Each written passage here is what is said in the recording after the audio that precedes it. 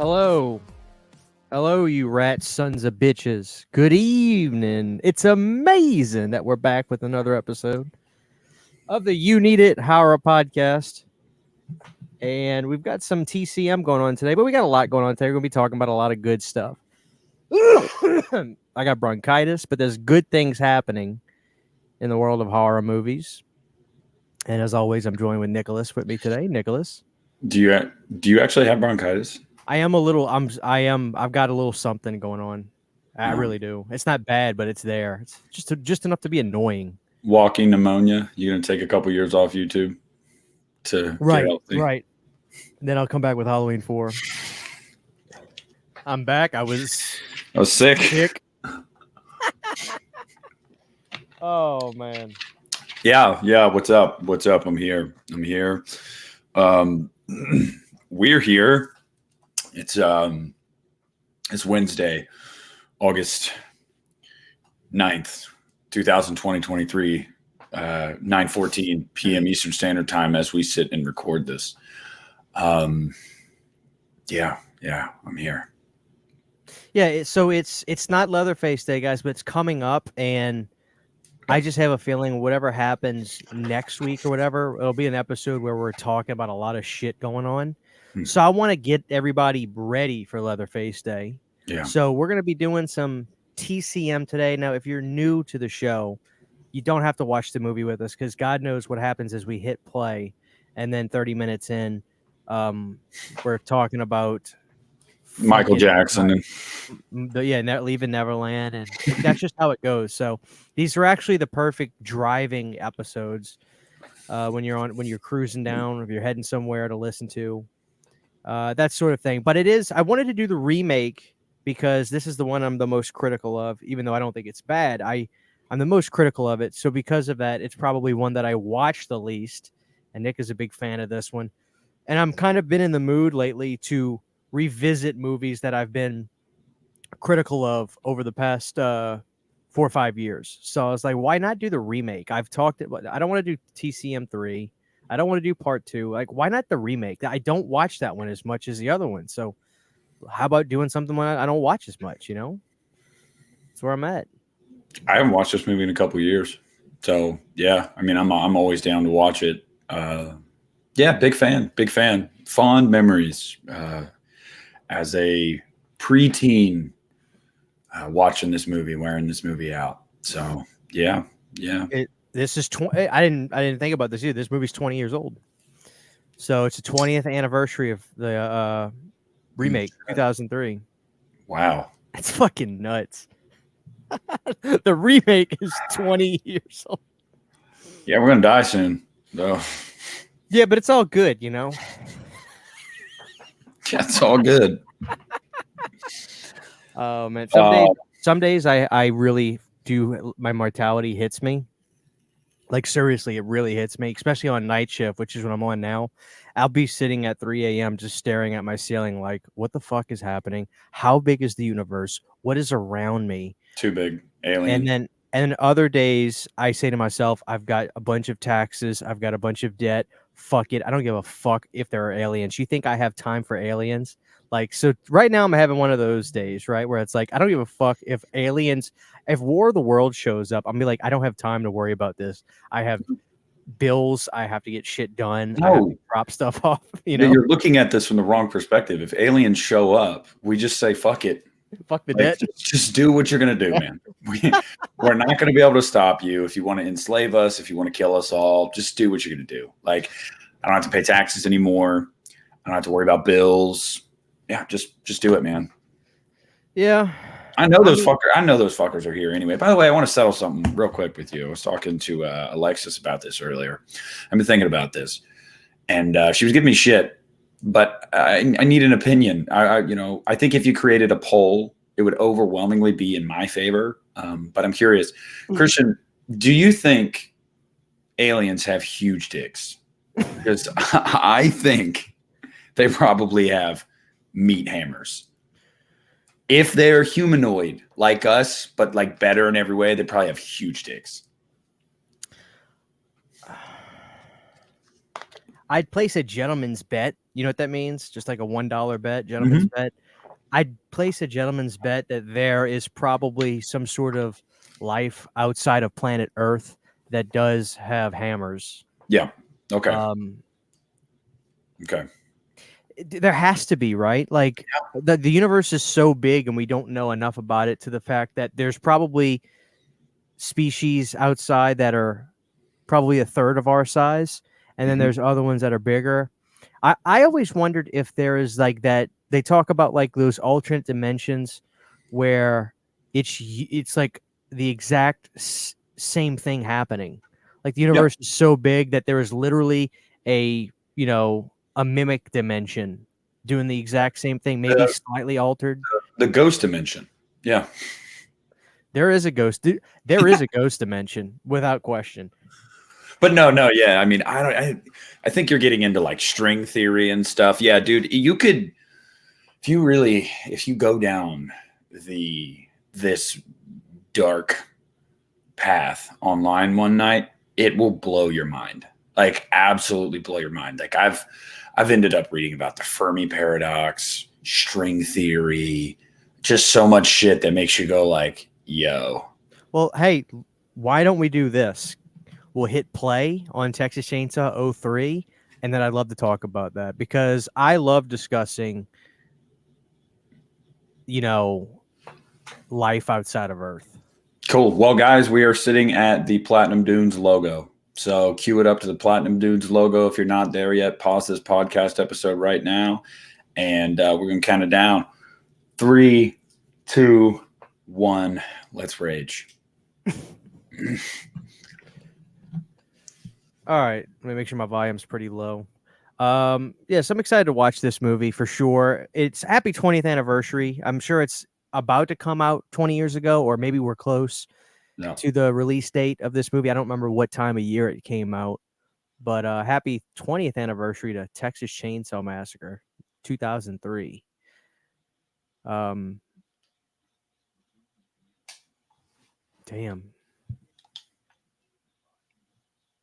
I hope I like this time. I don't dislike it. It's just I don't know. It's very 2003-ish.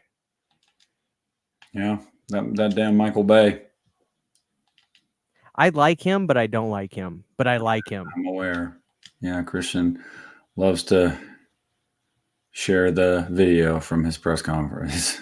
That shit was embarrassing. Can't even fucking talk in front of people. Fucking idiot. I think he's done more good than harm. I don't really like those Ninja Turtle movies he did. Never saw him. It's just CGI world, It just is what it is. Love the Transformers movies, though. I have no shame.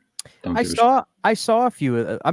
I saw a few of those in the theater. I saw whatever ones came out in like 2008, 9, 10, 11, 12, around those years. A couple of them I saw in theaters. I just remember Shia was in them and Megan. That's what I remember. Those are the ones I saw, and I remember I thought they were fine. I couldn't tell you much about them, but at the time they were fun. But I don't know. My thing is, will we ever see life outside of Earth in our lifetime, or have we seen it and not realized it? Has it been covered up? Is Area 51 a cover up for a cover up? That's what I want to know. That's what I question. Here's how I look at it. Yes, we have. Oh shit! I think that's my TV. Yeah, I'm gonna turn mine down a little bit too. That's my TV.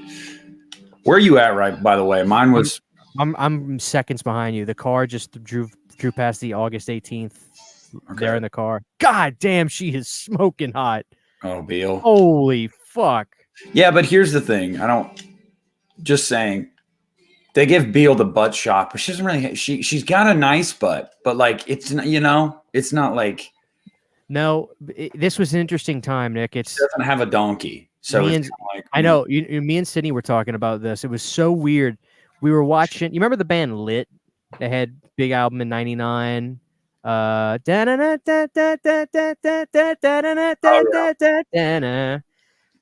Can we forget about that song? Well, they had that album is great. It's called A Place in the Sun. It came out in 1999, and they did like 3 or 4 music videos for that record.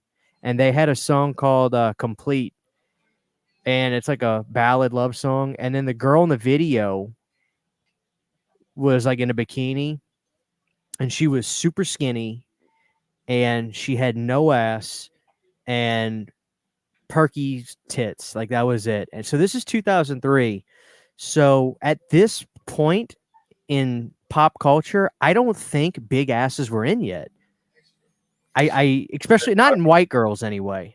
they probably weren't, which is a shame because Maybe boobs were like the thing. boobs, yeah, boobs. I mean, well, you look at the '80s, yeah, boobs, Yeah. yeah, boobs were what everybody cared about, which is weird, man. It's weird. It's not like I'm not against boobs, big fan, but way bigger fan of butts. I mean, what took us so long to like wise up to that? I Well, I don't mean, know. are you into these broads that get like the big ass injections and Oh shit? no. It needs to be all natural, homie. All natural. You either God either gave it to you or didn't. And or the aliens gave it to you, whoever, but you either got it or you don't. And when you go about the ways of I don't know. No, I'm not, you do you. It's your body, you're an adult, you can do whatever the fuck you want, but yeah, it ain't the same. Well, they got these broads that are really into the fitness, and they get those muscle butts, which I like. Do you like fitness? Well, I like women that are into fitness. So you like fitness dick in your mouth? I'm weird though. I saw that coming. I'm really not into women having six packs as a Dude, personal taste. There's something about it that yeah. turns me off. Chicks with just like guns, bro, like yeah, like super vascular and I'm like, I feel like you could beat my ass, and like Yeah, I don't yeah. know, and I just also I don't know. There's we could go. Some of this is we should save for after dark, but because I've got some experiences, but yeah, it's weird. Butts weren't in yet. It's kind of weird. No, but Jessica looks great here. Yeah, smoking. She was in a movie with Adam Sandler a few years after this when she was the one where him and it was the one where he fakes a gay marriage with Kevin. Yeah, I now pronounce you Chuck and Larry. Yeah, she was in that movie, and Oh God, she had some tits in that one, man. I tell you. she is foxy in that movie. Yeah, Yeah. yeah. Who? I mean, in your mind, who won the Battle of the Jessicas? Was it her or Alba?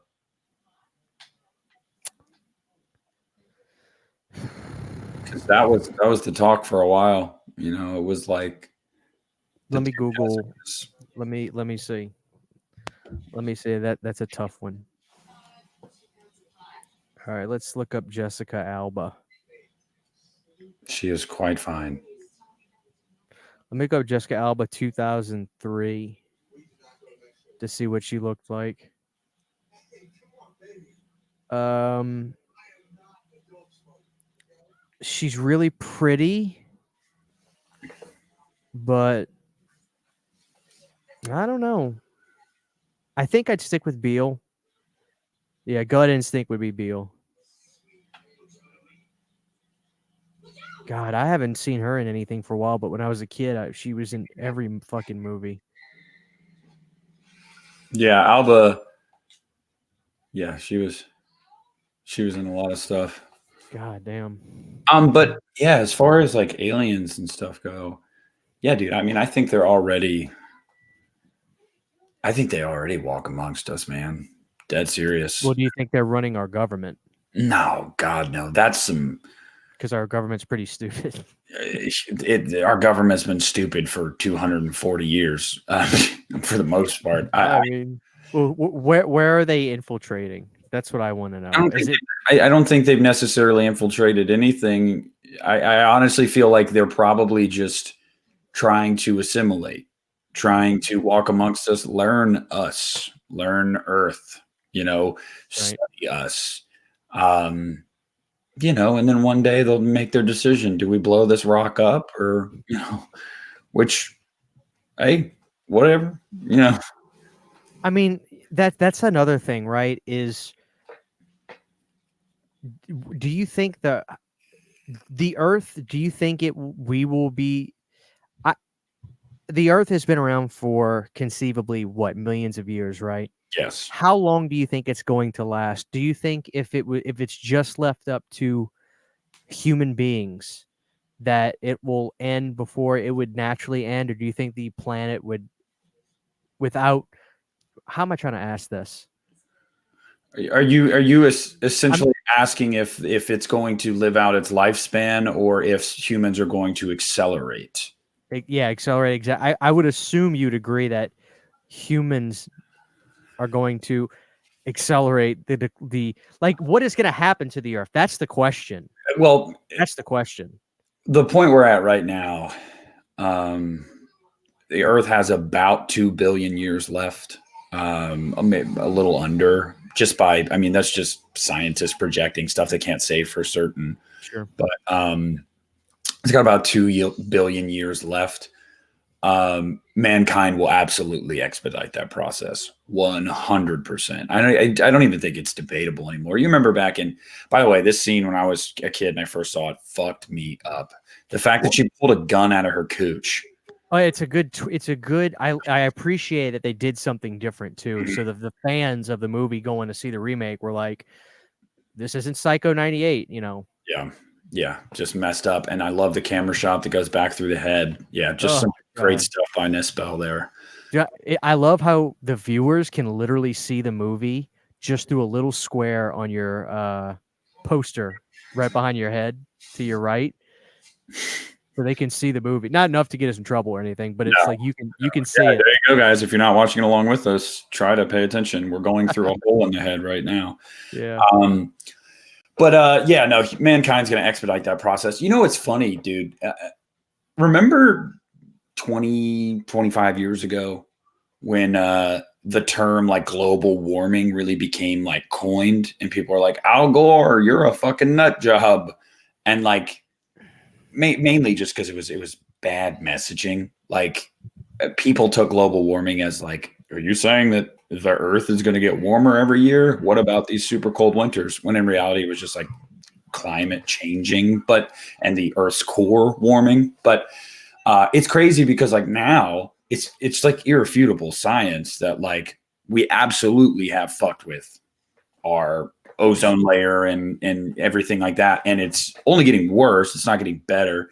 So yes, yeah, Earth will not get to long story short, Earth will not get to live out its lifespan. It But will die before then. I remember when I was like, obviously I was in 2000. I was 8, 9, 10, or whatever. I was born in 92, whatever that is. I'm old enough to where I have to stop and do the math. But I just remember even as a kid finding it weird that it was a like climate change and global warming, stuff like that. It was a political thing. I found that weird even as a kid because I just remember, um, a full disclosure, I don't care. Like I grew up in a very Republican household, Same. and I just remember hearing my mom or my dad, or I remember I was at a place getting my hair cut, and I just remember the barber talking to my dad and my mom saying like, "Oh yeah, Al Gore's Mr. Climate Change. Here he is driving around on his private jet, throwing fumes into the sky." I just for some reason I can vividly remember that conversation going on when I was a kid, and even as a kid I was like, why is stuff about the planet political? That's weird. As a kid, I thought that, and here we are all these years later. It's still a political thing. I Much guess less, it just is what much it less is, so you now, know. though. It is much less so now. I think a lot of people. I would actually. I wouldn't even say. I think definitely the majority of people are like, yeah, this is science, like But I think the reason it became that way, it was like identity politics, man. It was like Al Gore was pushing it, and Bush wasn't really talking about it. So then people were like, well, Yeah. you got to be a liberal if you believe in that. And so since you believe in that, we don't believe in that. And people still do that nowadays on both sides of the aisle. Even if you have a good idea, yeah, well, you're from the other side, so Right. Right. we're not going to support that idea, which is stupid and childish on both ends. But yeah, dude, it's wild. I mean, what I think is going, I remember too, my grandparents just calling him a quack, and just I watched my grandparents watch like Bill O'Reilly and stuff, and talking shit about Al Gore. And I was a little kid, so I didn't even understand. I was just like, yeah, this Al Gore guy fucking sucks. But Bill O'Reilly, man, that shit was on my TV. That guy every fucking night, every weeknight. Yep. We watched. My dad religiously watched Jon Stewart though too. We loved Jon. I still love Jon Stewart. Mm-hmm. That's a smart motherfucker.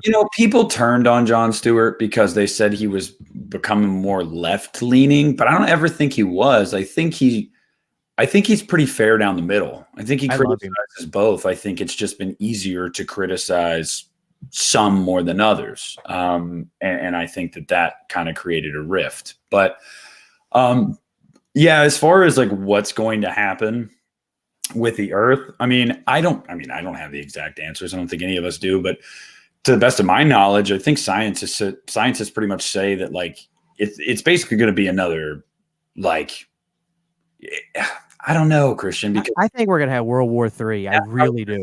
I think it's going to be nuclear war, and I just hope I'm not alive for it. No, you won't be. We definitely won't be. I'm gonna kill myself if that's the case. Well, I'm a chicken shit. Like my brother went to war. I mean, not war. He went to Iraq and he went to Kuwait and all that. And he just told me he would come back, Nick, and he would say, "Christian, let me tell you something.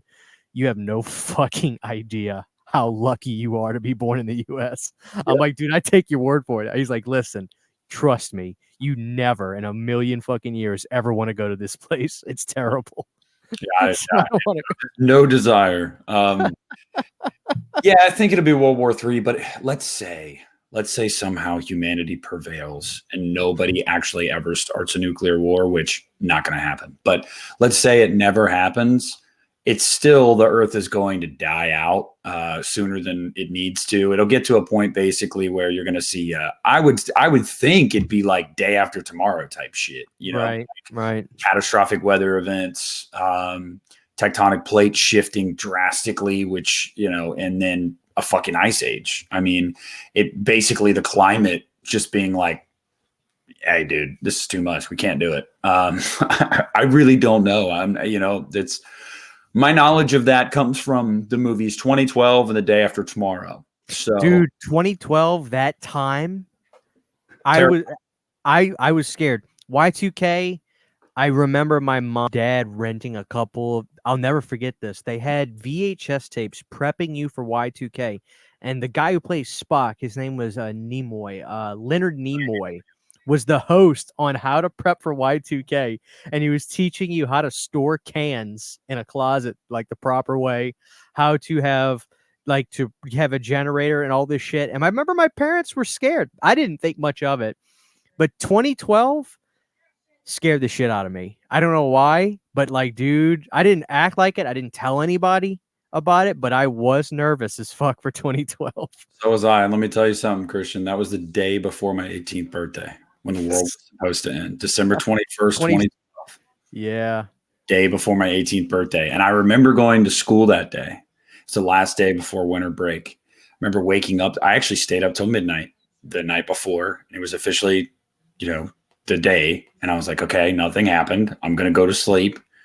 And throughout school that entire day, bro, I'm just waiting. I'm like, what's going to happen? Like, is this going to be like the movie? Like, are earthquakes going to start? Like, while I'm in school, like, what's going to happen? And then I remember that night when it got to midnight and it was officially my 18th birthday. I was like, yeah, it was bullshit. I figured it was bullshit, but I was still a little freaked out. But isn't it crazy, dude? You just think about it. It's like, well, why did we, when you actually think about the reasoning behind that, why did people think that was going to be the end? That's all the Mayans, that was in their calendar. Mayan calendar, right? Yeah. They fucking etched it onto stone and ran out of room. What do you mean? They ran out of room. Like, it wasn't like they were like, yeah, this is the last day. They literally ran out of room. Like, that's all it was. Dude, it's right. The answer's right in front of us. Whenever the Simpsons show stops, that's when we know the world's ending, because all they do is predict the future, right, on the TV show. So whenever the show's over, dude, fucking kiss your family goodbye. Yep. Kiss them goodbye, dude. Yeah, That's the truth. That's the real Mayan calendar. Is the Simpsons. I don't know what they know, but they know it. They know it all. I remember exactly what I was doing on 2012 too. And it's the silliest, tiniest thing. I remember I was at the house. It was late at night. My parents were staying up too. They were like, "Oh, it's bullshit." But for some reason, I just remember they were up late at night, and it was pretty close to midnight. And I remember I was watching the standalone. No. It was the Nightmare Isn't Over mini documentary on the Scream Factory Blu-ray for Halloween 2, and it was my first time watching it, the documentary.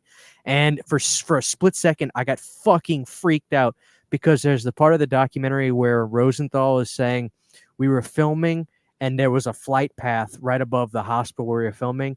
And so they did a trick where while he was talking, all of a sudden they take a plane and it goes, oh, you remember that part? This was the first time I was watching the documentary, and I had my TV in my bedroom cranked. And as I'm watching this, that plane starts to come through the speakers. And for a second, I got freaked the fuck out because I thought it was a plane above the house about to crash or something. And my heart skipped a beat. Then I was like, oh, fuck. Thank God. I never did watch that movie, or at least I can't remember watching that movie 2012. Not Halloween 2. It's so awesome. I mean, is it a big budget disaster flick? Yes, and I'm a whore for those. I love disaster flicks. But same. There's nobody better than Roland Emmerich. There is nobody better than Emmerich at doing those movies. Like Day After Tomorrow is an all-timer. Like everybody. Yeah, that is too. And so 2012 is awesome. I mean, John Cusack's in it too. And Woody Harrelson. Yeah, it's awesome. If you just like awesome computer effects and spectacle and just like, I don't know. It's just awesome. He did a movie, came out in 2021 called Moonfall. It's another disaster. Oh, I like that movie. Yeah, I saw that. It was, let me tell you something. I didn't know that was him. Yep. Especially in the second half of the movie. It gets real fucking dumb. But like a blast. Like a blast. I gave it 3 stars, I think, on Letterboxd. And I think the main reason I did is because I'm like, dude, it's not boring. Like, it's not boring at all. Like, Emmerich does this disaster scale type shit, even if the story is complete bullshit. Like, AI, the moon is like an outer shell for a space station. Like what the fuck? Like, it's dumb. But like, when you walk away from the movie, you're like, dude, that was so badass, though. And so, yeah. Yeah, I liked it. Yeah. I like that. Damn it, there was something else I was just thinking. I was thinking of some other like disaster post-apocalyptic movies. Dude, I'm sure you've seen it. I mean, I was going to talk about it. Nick Cage, Knowing. Knowing is the name of the film? You've never seen Knowing? I don't think I have. When did that come out? Dude, 09? 09, 08 or 09. Dude, it's awesome. It's an end of the world movie. Nick Cage. I can't believe you haven't seen it. It's Nick Cage. Yeah, it's on. I know. I think it's on Max. Yeah, it is. Yeah. Yeah, I watched it again. I watched it again a couple weeks ago. It's one of my favorites. Nick Cage is great in it. Basically, the plot, like, it's not spoiling anything. You see it in the fucking trailer.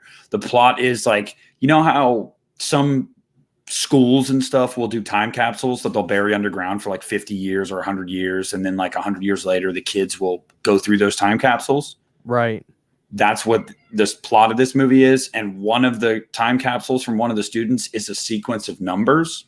And Nick Cage's kid gets that sequence of numbers and he doesn't think anything of it. And he starts like parsing out the sequence of numbers. Dude, it's fucking wild. It's like every mass casualty event that has ever happened in the history of mankind is all of those numbers. And if you put dashes in the right spots, it'll be the date, how many people died, and the coordinates, and then so on and so on and so on. So he starts being able to predict, like, on this day, this many people are going to die at this time at this exact fucking spot. No shit. Yeah. And then it obviously leads into like aliens and shit in the end of the world. But dude, it's fucking, yeah, it's a badass movie. Yeah, it's got a 34 on Rotten Tomatoes. So that means it must be really good. Yeah, you already know. Fuck I'm sorry, really quick.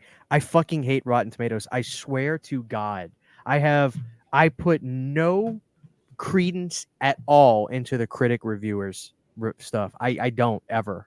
It's a fucking joke. No, and it created a whole wave of douchebags that review movies that are like, you like this movie? The fucking critics hated this movie. You clearly have no taste. It's like, fuck Rotten Tomatoes. Yeah, And stop putting Rotten Tomatoes approved on the front of Blu-ray covers, companies. No one gives a fuck. yeah. I don't give a fuck. Matter of fact, reverse it. Start putting it on there when it's got low ratings. That's what I want. Gotta let my cat out because he's acting like a psycho. Go, you fucking asshole. Get out of here. Oh, man. Fucking. We are watching Texas Chainsaw 2003, people. And yeah, no, put a fucking splattered tomato right on the fucking top. I don't even know. Don't even give me the poster. Just put the giant rotten sign over the fucking entire front of the case. And I'm like, I'm in. I'm in. Yeah, it's like, it's nothing personal because I know some people that are certified whatever, and I just don't.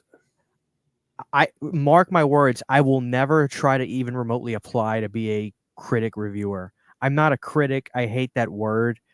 You just have well, I guess technically you could say if you watch movies regularly and you review them for the purpose of whatever, call yourself that. It just is what it is. I just hate it. I hate it. Jeepers Creepers Reborn 0%. Fuck off. 8% audience score. That's us. Yeah. Oh man. I still stand on it, dude. Reborn is better than 3. Y'all It can is, go. no, I'll agree. I'll agree. It is objectively a worse film, but it is way more entertaining. But see, this is all you gotta look at, man. The Meg 2, 28 critic, 73 audience. Fuck yeah.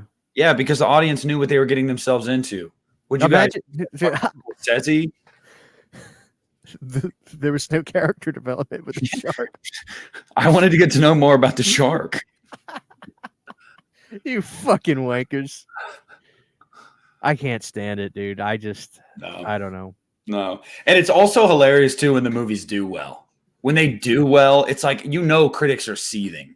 Oh, They're yeah. like, why are people spending their money on this shit? It's like, dude, the Meg 2 opened to like 150 million worldwide its opening weekend. That's fucking awesome. Yeah, and critics are like, Jesus Christ. I have lost faith in humanity. And it's like I really do want to go see the Meg in theaters because I just figured it'd be really fun to see a shark movie in the theaters. But we're going to go to the movies this weekend, but Sydney was like, hey, we've got to go see the new Dracula movie. So I know we're going to do that Saturday, but for sure, I definitely want to see the Meg 2 in theaters. You'll appreciate it. I know I will. It is, if you go into it knowing what to expect, which is a big, dumb movie with a bunch of fucking prehistoric creatures. Like, dude, they up the ante. Oh, you got 2 megs last time? How about 3 fucking megs this time? Okay, bet. You want a fucking Kraken? Yeah, we'll bring the Kraken too. You want dinosaurs? Yes. Modern day fucking dinosaurs. Like, it's fucking awesome. Like, anybody that walks away from that movie and says they didn't like it, like, objectively, is it a great film? No, but like, you didn't have fun? Like, you really didn't have fun? It's so fucking fun. Like, yeah. And Jason Statham, though, he's perfect in those. I love him. He's so good in those roles. Yeah. I first found him. He did a series called, what was it called? Crank. Mm-hmm. I saw those, and I remember seeing. I saw him too. Crank. I remember. Did he defibrillate someone or himself with like a car battery? Something. Yeah, it was crazy shit. So I saw the Expendables. When the Expendables was announced, I was losing my fucking mind. That was 2009 too. And so I went and saw that. Was so excited to see my boy Stallone back, and I liked Jason because he was like basically the co-star with Sly in the movie. And I was like, I like this dude. No offense, I usually hate British actors. They just annoy the shit out of me sometimes. But for him, I guess he's British, right? Yeah. But for some reason, this guy was a bad motherfucker, and I really liked him. He's grizzled. And I'm weird, dude. Like, I say I hate British actors. That's not true. You know what it is? Donald Pleasance, Dr. Loomis is a dick. It's not British actors. What it really is I don't like it when British musicians sound American. And I know they're not trying to because they say music is universal language. But when a British singer still sounds British, I much prefer that. which is so totally off topic. I know it's weird to say, but like my favorite kind of British, like Iron Maiden, I hate the way Bruce sings. He's a great singer, but he sounds so goddamn American. But other guys I listen to, like Julian Cope and stuff, they still sound so British when they sing, and I love that. That's totally off topic. I do want to go see the Meg. I'm going to for sure, but me and Sydney are pretty damn excited about seeing The Last Voyage, so we're gonna go see that. And I'm thinking about catching that tomorrow. I am. I don't need you giving me shit about not seeing another Dracula movie this year. And I think you and I both know, I've seen you, I've heard you talk about it, and we've talked about it on here, that it seems destined to flop. it's going to. I've already accepted it. So simply just because the marketing is non-existent. There's no marketing for the movie. I feel like there was for a teeny bit right when it was kind of announced, and then now it's just bare. I might see an ad on YouTube. Yeah, it's like blowing your load again. Yeah, blowing your load too soon, man. That's what they did. They're like, look, here's this trailer. We got this sick ass Dracula movie, but it comes out in like 4 months. And it's like, oh, well, shit. I mean, by then I might not be interested. You got to build that hype train. I just don't think I don't think they did it. Plus, dude, middle of August sometimes, that's right when school starts. That's right after the heat of the summer box office season. It's just kind of like, really? Like, are we doing this right now? Like, I don't know. It tells me they don't have a lot of faith in it. Not because it's not a good movie. I genuinely think studios sometimes think these kind of movies aren't marketable, and I don't know why. Like, it might be hard to. It might be hard to. I don't know. I mean, it's a timepiece. Obviously, it takes place in the late 1800s. Yeah. It is a sea movie. And it's a Dracula film, but it's not called Dracula. It's a very so the story of the boat of Dracula. I forget. They're going from Transylvania to, I think it was London or something. I forget. I'm sorry, people that read the book. I can't remember. It's a very, very tiny portion of the book. So what they're doing is they're really expanding upon this one part of the book. The boat ride in the beginning is very brief, and in a lot of movies, they don't show this, or they barely show this. In the Dracula 79 movie with Donald Pleasance, they show the aftermath of the boat ride. So when the boat washes to shore, dude, there's all these fucking bodies on the boat. Like, he raised hell. They did show the boat ride in the Dracula TV show on Netflix. I don't know if you watched that. It was fucking great. It was a 3-part series. It was so good. So this is exciting to me because it's a sublet of a tiny part of the book, which I think is incredible. And they're really expanding on that. And it's different. And I'll tell you what. So Rue Morgue, I still tell people horror magazines are great. Rue Morgue did an interview with the director and the guy who's playing Dracula. And they showed Javier. They showed pictures of the character. And I thought you would like this.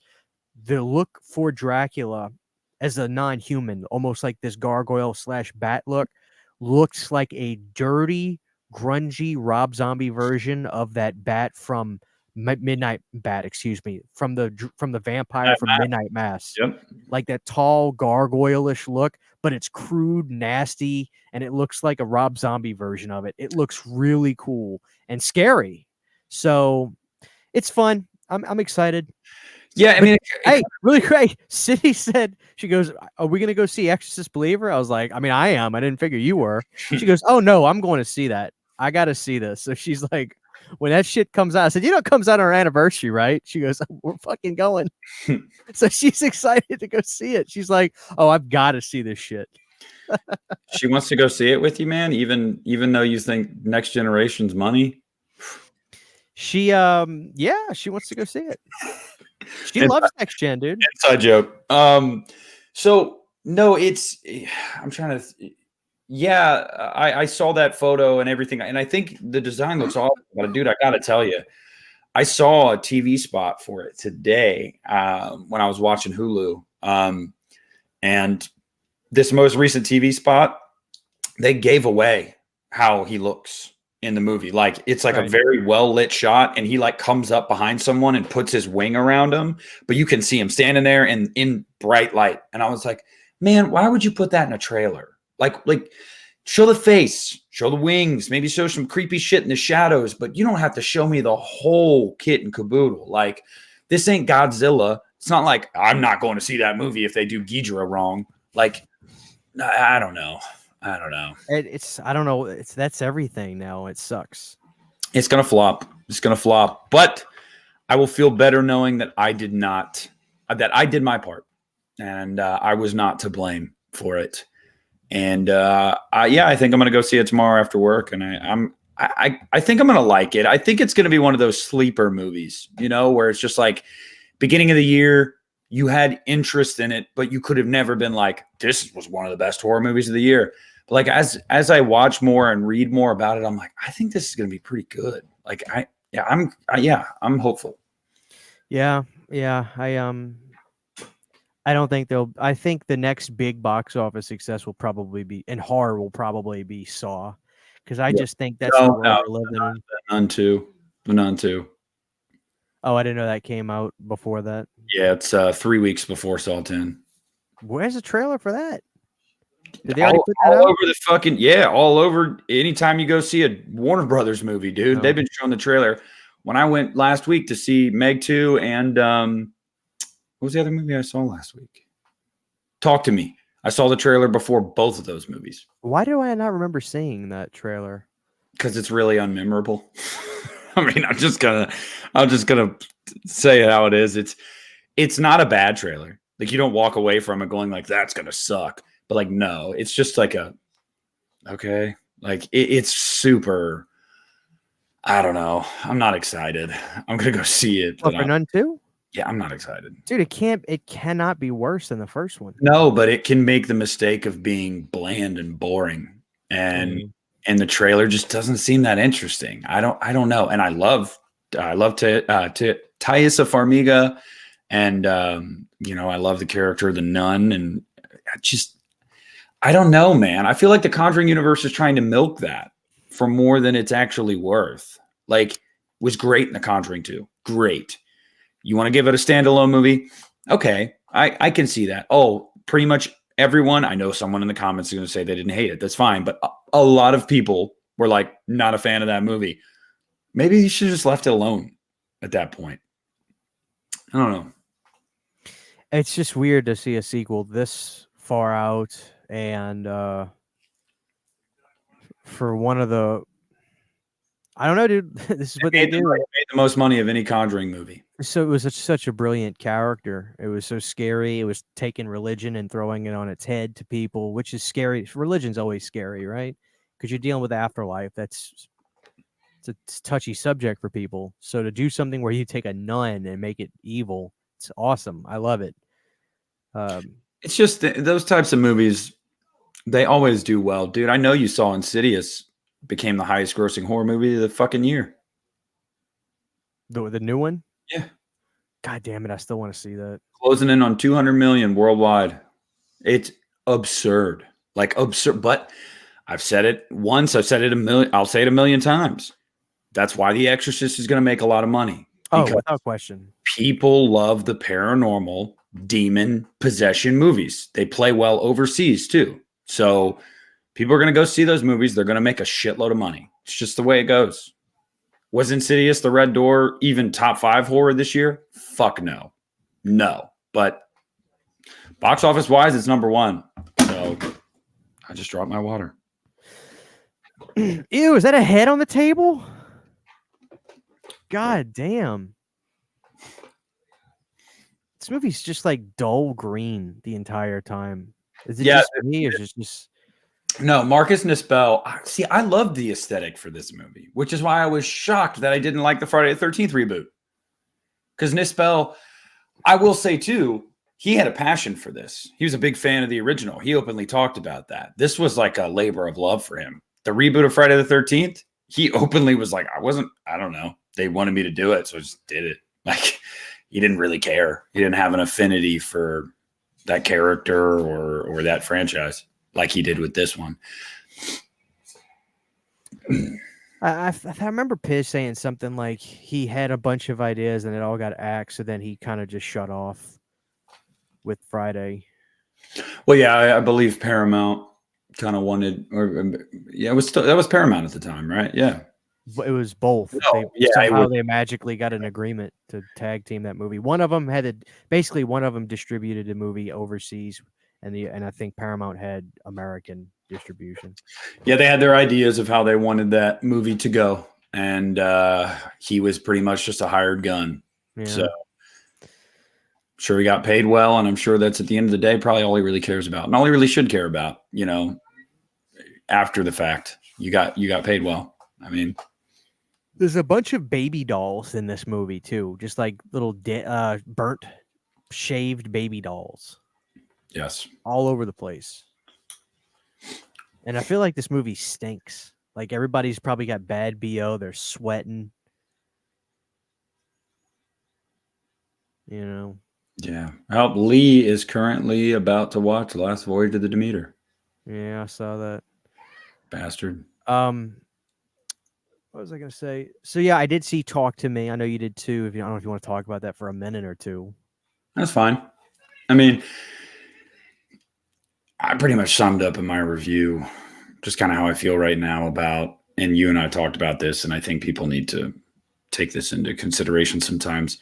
A24's name attached to a movie doesn't mean they made the movie. Sometimes they just distributed it. And that is literally what this movie was. They purchased the rights to distribute it. Like that's it. They had nothing to do with the creation of this movie. But there's a contingency out there on the internet that see A24 and horror film and go, masterpiece, before they even see it. It's kind of getting annoying, man. It is as annoying as seeing Blumhouse and going, shit, because it's Blumhouse. It's the same thing. Like, no production house means that a movie's going to be good or bad. You remember 15 years ago, the joke was Platinum Dunes. Oh, it's Platinum Dunes. It's going to fucking suck. Now I miss them. Yeah. So it's one of those things. It's like, I saw all the shit on Twitter. Oh, it's nerve wracking. It's so crazy. It's easily the horror movie of the year. It'll stay with you. Dude, no, it did not. Like, it was fine.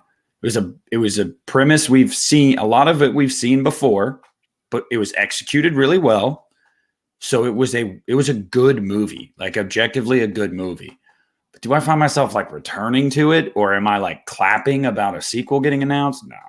No, whatever. Yeah. Did it scare you at all? Not necessarily scare me, but I thought there were some spoiler alert. It's really not a spoiler, but there's just a moment in the film where they're in the hospital and the girl grabs the hand again, and like you for a split second, like you see this potential hell, what hell would look like, and it's very, very brief. And I was like, oh my God, that was cool. There were really striking moments in it. The kid bashing his face made me cringe. Like, I was like, oh, God damn. Yeah, very painful. Yeah. But yeah, I agree. It's certainly a premise. To me, it's like a artsy Insidious movie. It's the way I see it. Not an insult. Call it whatever you want. To me, that was the further they were going into. And I'm not saying Insidious is the most original movie either, but I liked it. I thought it was good too. But I don't know. I feel like I'm lucky. I live some sort of blissful existence. I don't see these A24 enthusiasts that much. I know I spend way too much time on Twitter. Yeah. That's really what it is. Yeah, I just live a blissful existence. I try to avoid that stuff, man. Mostly because, especially if it's a movie that I haven't seen yet, I try not to. I don't watch spoiler-free reviews of a movie that I haven't seen yet. Yeah, me neither. I don't watch. Know what I mean? Yeah. I don't know. I mean, it's one of those things. It's like if you loved it and it like, deeply affected you, that's awesome. Like I'm not even being like sarcastic. That's awesome. Like that's what movies are supposed to do. And they can't do this, not one movie can do the same thing to everybody. So I'm glad. But to me, yeah, I was just like super well done. Probably favorite parts of the movie were the kid scene where he's bashing his face, which had me cringing, or the mom trying to get everybody to admit that they're having a party. That shit was hilarious. But everything else, I was just kind of like, I've seen similar things. Like, I don't know. It was fine. Like it was fine. Like it normalize saying movies were okay again, Christian. Can we normalize that in 2023? I'm pretty sure I say that shit all the time, brother. Oh, but it's just like so many Well, people. I you know what, Nick? Control the controllable, brother. Like I hear you. Like it doesn't matter what it is, man. You know, there's always going to be the most extreme are always the loudest, and that's just how it is. You know, you got to let it go, man. Yeah, no, I mean, no. I hear you. It's annoying, but you got to let it go, brother. It doesn't actually, like, I don't care, but like it would be nice to get back to those times where you could just do a review for a movie and be like, it was okay. And like people are like, yeah, it was okay. Well, but it seems nowadays it's like you're either for something or you're against something. Yeah, and all the thumbnails are clickbaity, and it's like you got to make this fucking insane shocked face like your grandmother just got stabbed in front of you. Yeah. You know, or it's we are all guilty of that sometimes. But like it was funny because my review, people take it too far. Yeah, talk to me. A24's best horror film, and then the beginning of my video, I started it going, no, not even close. But it's pretty good. That's how I started my video because I get that. That's fine. But like I'm talking about. There are people that they know what the fuck they're doing. Yeah, and look, get those views. I get it. Speaking of which, go ahead.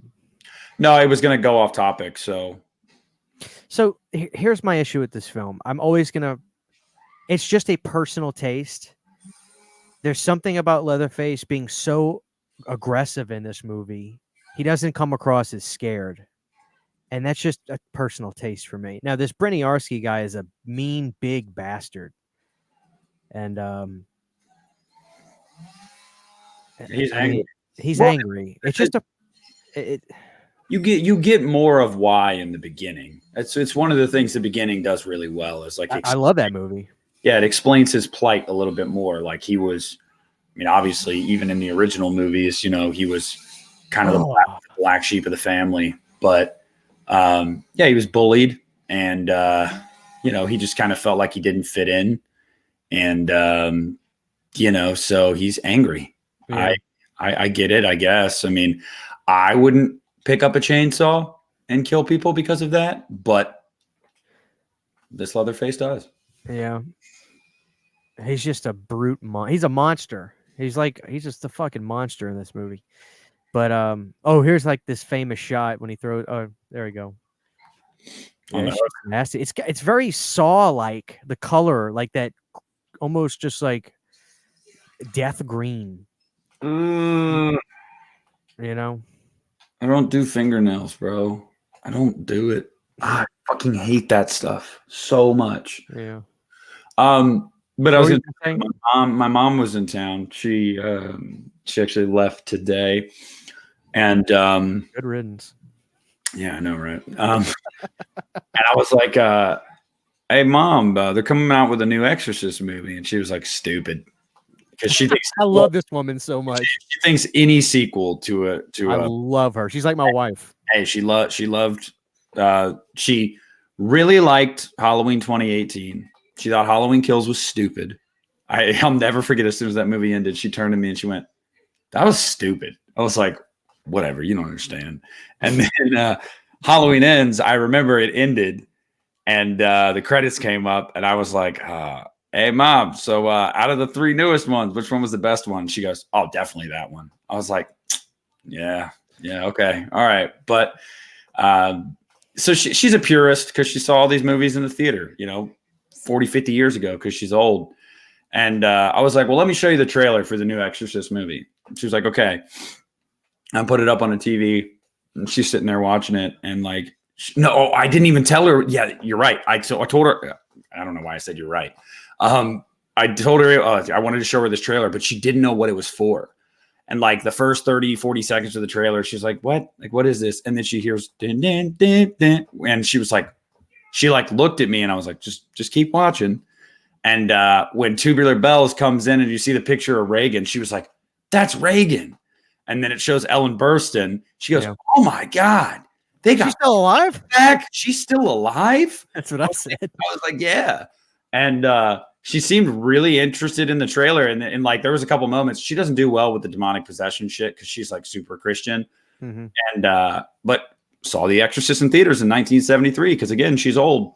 And the trailer ended, and she looked at me and she goes, "Yeah, I don't think I'm going to be going to see that one." And I was like, "Why? Do you think it looks bad?" She's like, "No, it looks scary." And I was like, "What? What? Like, how?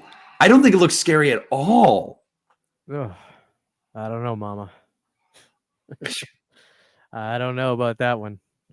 Yeah, I don't know, but yeah, I just she goes, "Oh yeah," and then after the trailer was over, she's like, "Why didn't they get?"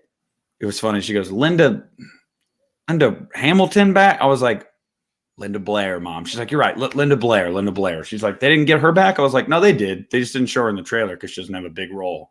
She was like, "Oh, okay." It's like, yeah, they're not gonna bring Ellen Burstyn back and not bring her back. I mean, it'd be fucking stupid. I got some cool stuff to tell you off air, by the way, if you want to know. About. Well, I got some plot details for Maxine that aren't really like spoilery. It's just the plot. When they release the plot, you'll know the plot. But if you guys don't want to know anything, mute this for like 10 seconds. It's basically just she's in Hollywood and she's an actress, and I guess the sex tape they made from X is coming back to haunt her. I guess it's not a good look for her image, but there's also a serial killer on the loose. So that's what I learned about Maxine. But I learned some shit about The Exorcist that it is a spoiler. I'm not going to say it on here. I'll say it when we're done recording because I know you don't care, so you'll want me to tell you. But it's pretty fucking funny, dude. When this person told me, I was like, shut the fuck up. He's like, I'm dead serious. I was like, that's so dumb. So can't wait to tell you. Okay. Like, David Gordon Green, you brilliant son of a bitch. I want to ask you about your 2018 re-review. I haven't watched it yet. Sure. Yeah, I don't know. Where'd you come down? Same as you've been? So it's easier to watch that movie, and now that it's done, it's easier to watch that movie and be like, well, this was the Blumhouse trilogy. And I watched it last night, and it was fun. I still lament some decisions that were made, but in my review, I was like, there comes a point where you got to just get over yourself and realize you're being a hardcore Halloween fan and you're nitpicking about silly stuff. Just let go. I think the music is a character in 18, unlike the other two. Man, I'd strongly disagree. I think all three of them, music's a character. I don't. do. I understand, but for me, I can't see it, especially in Kills. But in 18, I thought the music was utilized so well. You're right. They didn't utilize the music as well in Kills, which is crazy because Kills has a great score. I mean, I'm sure it does. Yeah. I'm sure it does, but you got to just go listen to it. But Ends, I really liked Ends' score too, and how they used it in the movie, especially with Corey. I thought that.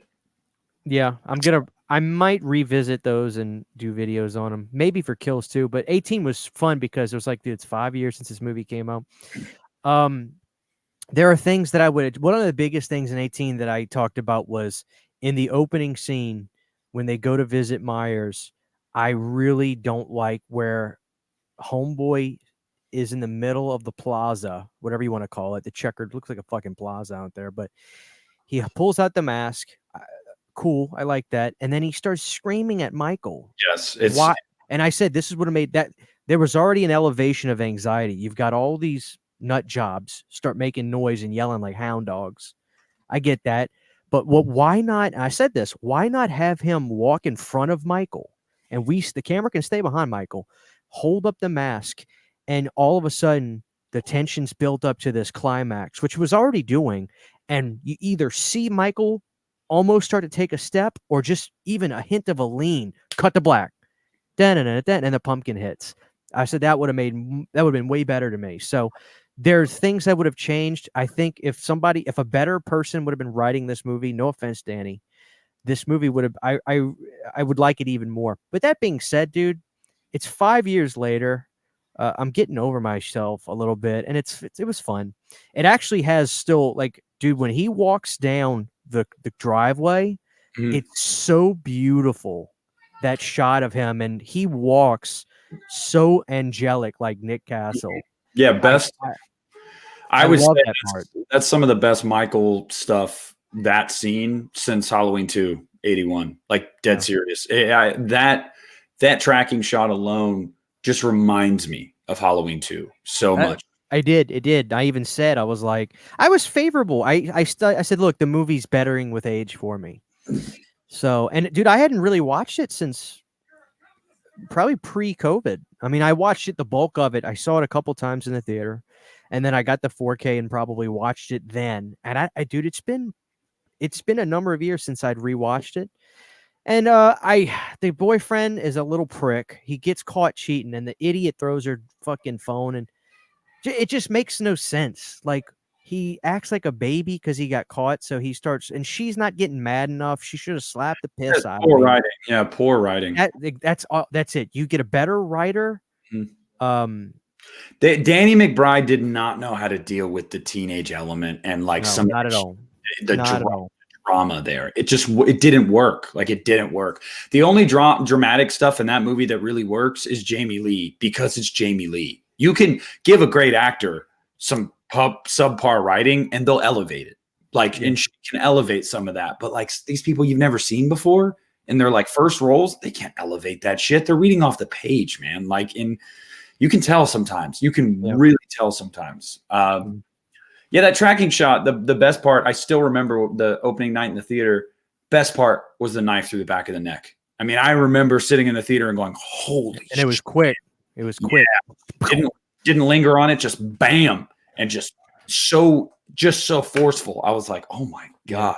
And I also thought for a second, I thought it was great that they did the quick moment of like, Excuse me. baby in the crib, but he didn't do anything. Right. In the theater, I was like, no. Yeah.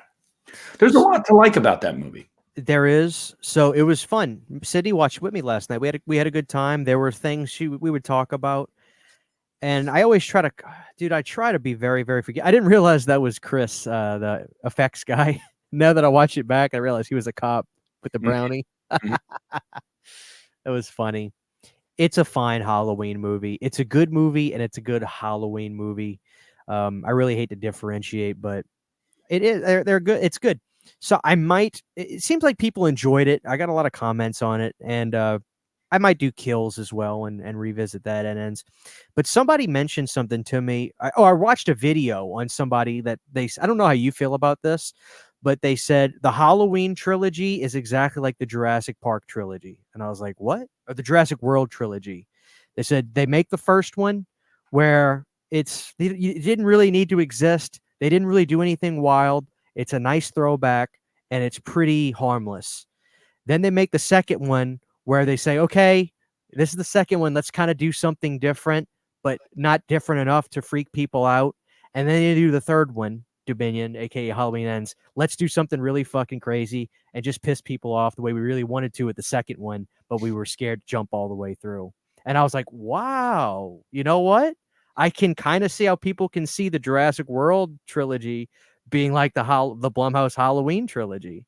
Now, here's the difference. I fucking hate Jurassic World Dominion, but I like Halloween Ends. I hate Dominion.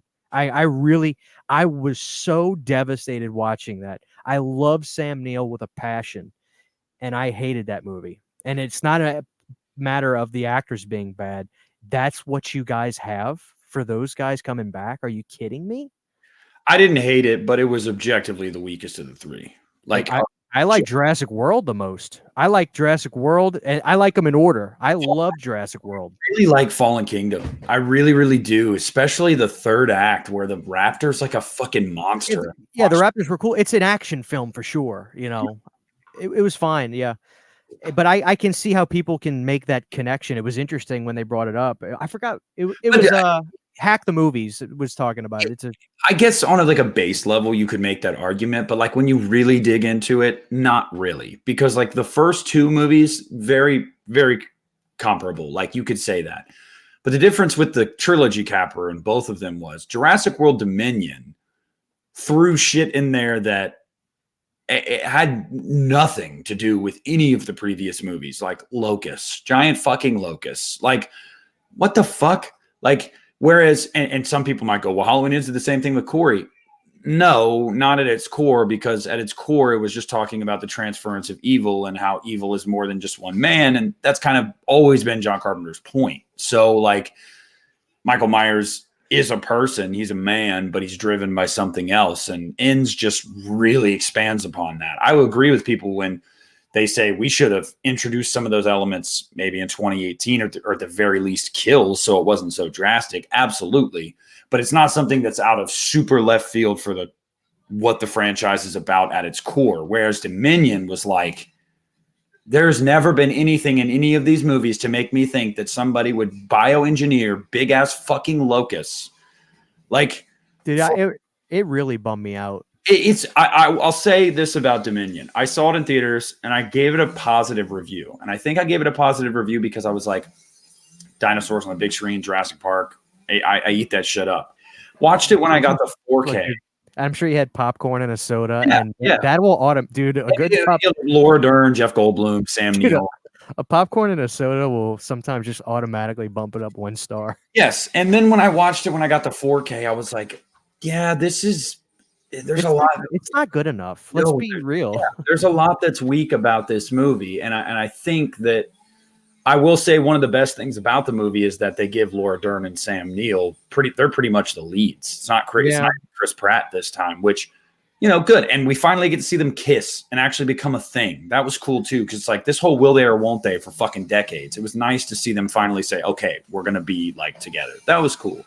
And the Giganotosaurus is awesome. That giant fucking carnivore is awesome, but we don't get enough of it. Like, we just do not get enough of it. Yeah. And Christian, I'm sick and fucking tired of Rexy getting her shit rocked in every Jurassic Park movie and needing somebody's help to take down the big bad. They did it in Jurassic World. She was getting her shit rocked by the Indominus Rex. And then Blue comes to help her. And then you got the fucking, God, I can't remember what it's called. I fucking, the big ass one, just fucking eat Mosasaurus. And then in fucking, Fallen Kingdom, Rexy now. But Jurassic World Dominion, she's getting her shit rocked by the Giganotosaurus. And then it's like the Therizinosaurus or whatever. That's kind of cool though. That thing was like fucking Freddy, those fucking claws, and just kind of like that was pretty sick. I don't know. I can go on a rant about this shit because I love Jurassic Park. I do. Dude, it's one of the fucking that Jurassic Park. Just the first movie is probably one of the most influential movies in so many ways too. It changed the landscape, dude. And I remember being younger and thinking, yeah, Jurassic Park is great. Lost World's really good too. Jurassic Park 3 sucks. And like, I fucking love Jurassic Park 3. Now as an adult, I'm like, nah, the weakest of the original trilogy is absolutely Lost World. It is, it's not. It's just not very good. It's kind of boring. Good. The book's good, but yeah, I hate, dude. Yeah. Jurassic Park 3, when he's on that bridge and you see that fucking bird come out of the fog, dude. As a kid, I shat my Flintstone straws. Yes. I love Jurassic Park 3. Jurassic Park 3. Yeah, no, I really like it. Like now as an adult, every time I go back and watch it, I'm like, dude, Joe Johnston knew what he was doing with this movie. He did. You want a 90-minute creature feature that starts abruptly and ends abruptly? You got it. We're not going to overstay our welcome. That's it. Yeah. Fucking nasty, agate ass bitches in this movie, dude. Oh, there's the fat T woman, right? Yeah. Oh, she says that in the I think she says at the beginning, like, got to have your liquids. Yeah, but the best part in the beginning is when her fat ass is up against the door with the table and let her get drunk up to the door. She's like, shaking. But yeah, dude, Jurassic Park 3, man. The Spinosaurus is so fucking cool too. So cool. Yeah. Those are good movies, man. For me to only I don't know. I might like Dominion more than 2, to be honest with you. I really don't like 2. It's hard. Yeah, I have to rewatch both of them to figure out which one I like. Dominion has a lot of stupid shit in it, but I will give it the nod over The Lost World, because The Lost World, dude, let's call it like it is. It's fucking boring. Like, it's boring. and what it promises, you get 10 minutes of at the end of the movie. Yeah. It's just like, dude, give me an hour of this T-Rex wrecking shit in San Diego. Right. Yeah. I mean, it's just it's a shitty movie. It's a bad movie. There is a really good sequence in that movie though, when they have the baby T-Rex and the mom and dad show up to the fucking RV. That shit's cool. Like that's a really cool scene. Right.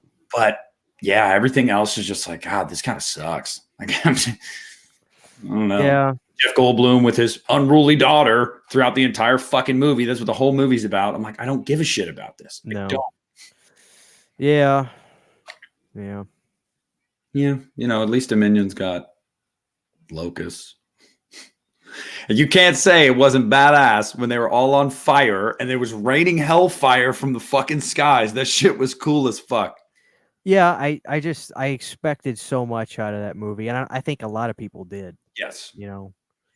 But hey, all three made over $1 billion individually, so incredible. A dinosaur shit still sells. People were like, Dominion's going to be the end. Fuck no, it's not. No, it's not. Dude, can you imagine just knowing if we make another one, we're going to make $1 billion? Like, why would they not do it? Why? Do you know how hard it is to make $1 billion with a movie? Who made that? Was that Universal and Amblin Entertainment, or? Yeah, well, I don't know if it was Amblin. I know Amblin was the original trilogy. Yeah, that was Spielberg's company. I don't know if he sold that or not. I know he's listed as an executive producer on all the 3 new ones, but I don't think I think the only one he really had much input in was the first Jurassic World. Dude, I hope I don't hear much about this, and I kind of hope it goes away, but I know I'm not lucky enough. Who the fuck is trying to remake Return of the Living Dead? You saw that, right? I saw it. Like a month ago or so, it got announced. Some jackass is trying to... Man, fuck off. Whoever you are, go... It's a cult movie anyway. You know what I mean? Like, it's not... Why? Wait, that's like remaking The Lost Boys. Like... that's going to happen too, isn't it? Isn't that already in the works? I think, so many stops and starts on that. But like people, The Lost Boys wasn't this runaway hit back in the day. Like it wasn't a flop, but it was not a runaway hit. It was a movie that really gained attention as the years went on and became a cult hit. And I feel like Return of the Living Dead is the same way. I mean, sure. I mean, it's certainly a property that makes money, and when they put the T-shirts out, like I talked to one of the guy that owns Gutter Garbs. He's a really cool guy, and dude, Return of the Living Dead stuff always sells. It always does well. The Blu-rays and stuff from Scream Factory sell well, but it's a cult movie without question. The average human being does not know Return of the Living Dead. They'll probably, and what they'll probably say is, no, but I saw the first one. I saw Night of the Living Dead. Like that's probably what they would say because they think it's a sequel. They don't know. So it's just weird. We're in this. I don't think it'll happen, Christian. Like if I have to be totally honest with you, I don't think it'll happen. It's just like, come on, man. Can I just have my one thing? Yeah, and I'll make a shitty sequel, but don't remake it. The shitty part for you too is you'd have to see it. I mean, of course, you would have to see it, and it could look like dog shit, and you'll be there to see it. So it's like if you're gonna remake Return of the Living Dead, keep the trioxin, do all that, but give it a it's got to be stylish. That's the number one thing. It's got to be stylish. Have a core. Don't have a good soundtrack. Have a style. Like if the original was punk, let's do something else.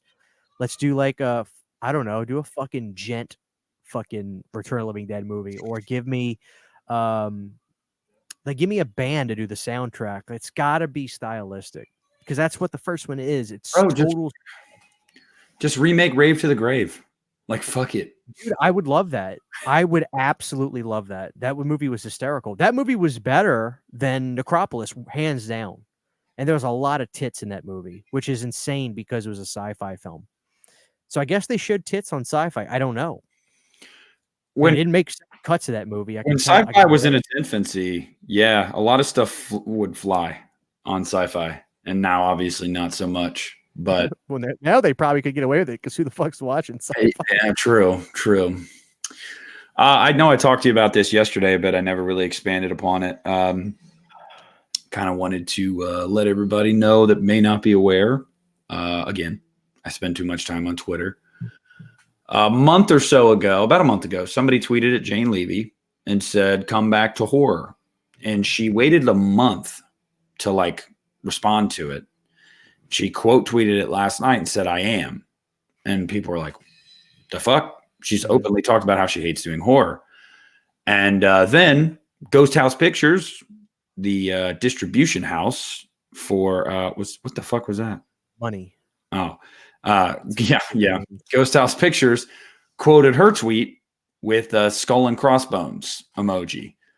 And that should tell you all you need to know right there. Like, okay, so Jane Levy says she's coming back to horror, and then the production house for Evil Dead acknowledges that tweet. Mm-hmm. So I did some digging myself. I reached out to a couple people. No, not Jimmy and his cousin Bob. No people. I talked to Jimmy. Yeah, people in the industry. And one of them told me from Bloody Disgusting that it's very likely they haven't announced anything because of the strikes going on. But the next Evil Dead movie has already been greenlit at Warner Brothers. So really, yeah. I was thinking about this. I was like, what are the odds that it's the same production house and she makes this tweet, but it's just an original IP that they're doing?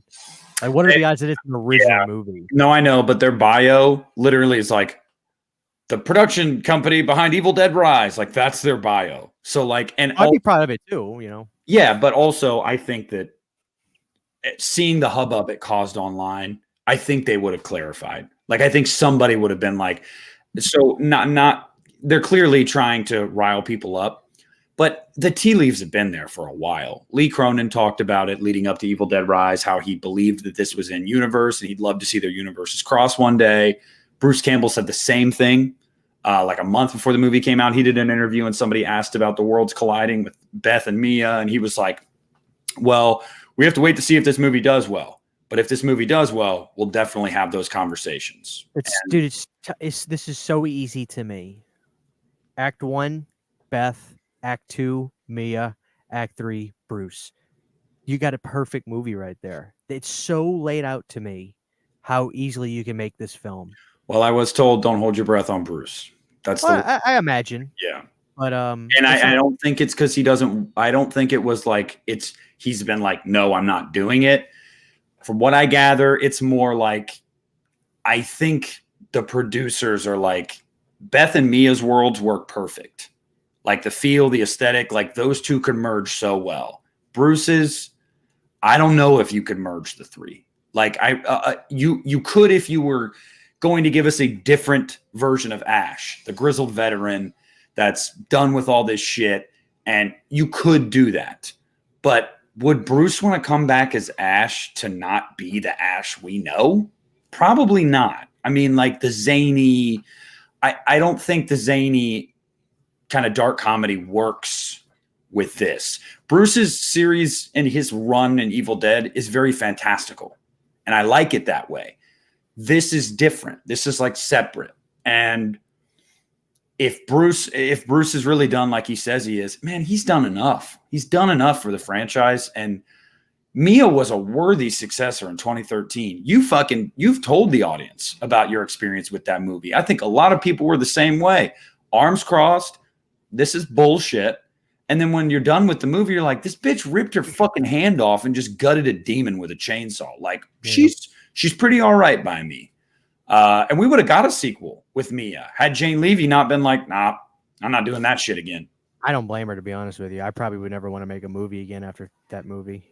Yeah, but then we talked about it a couple years later. She returns to horror to do Don't Breathe. And after Don't Breathe, she's like, no, I'm not doing this shit anymore. She bipolar? Like, I don't know, like no shame, but like now she makes difficult movies, man. She got to shove turkey baster.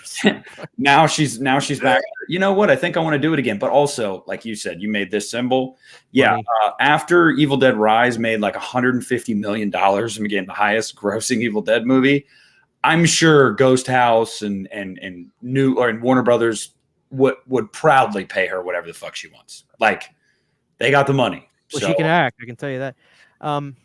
Yeah, I'd be very excited about that. I rewatched Evil Dead Rise 4 or 5 days ago with Sydney, and I still like it, but man, I really get bummed out by the third act. The woman that was the mama, she was so good that by the time you get to that amorphous blob thing, uh, it's just like, yeah, this is not as good as the actual bulk of the movie. So Evil Dead 13 to me is still fucking better. oh yeah, without question. But that's why Dude, I want to see her back. I do too, but dude, I don't know. That call me old school. I always think that the best this series is at is with Bruce at the helm, and I would love to see him come back just for one more. He's not a grandpa. I mean, No, he is, but I'd be open to it too. But I'm just saying. I think he could pull it off. I mean, he's an actor. I mean, if he's got to be, I think he can still be Ash, but in a darker. Like, dude, if shit's hitting the fan, he's got to do. I think it could work.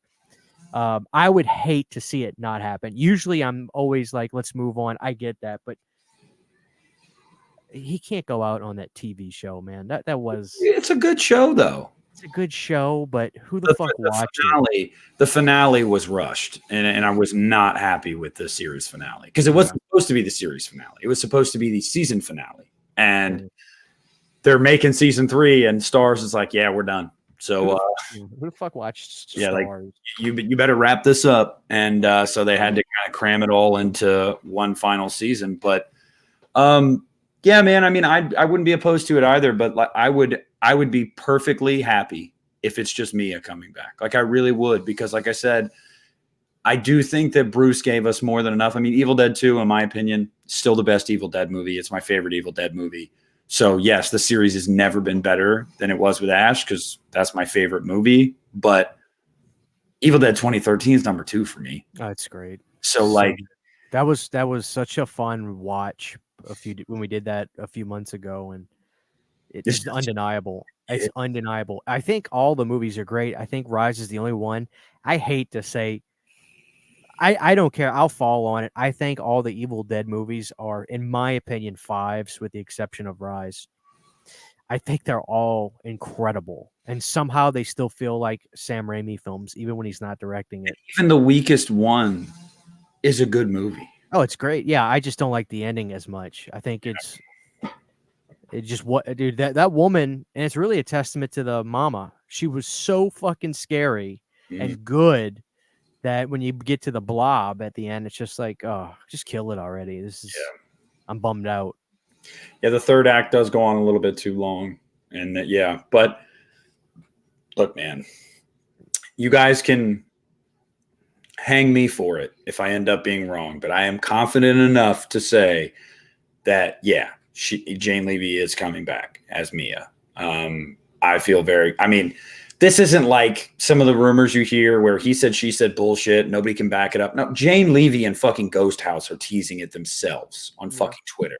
Like, it's happening. Oh, by the way, did you hear like a month ago, Lee Cronin, I can't remember if it was on the commentary for Rise or something, but he confirmed that when you hear Bruce Campbell say it's called The Book of the Dead for a reason on that recording, you remember on the vinyl?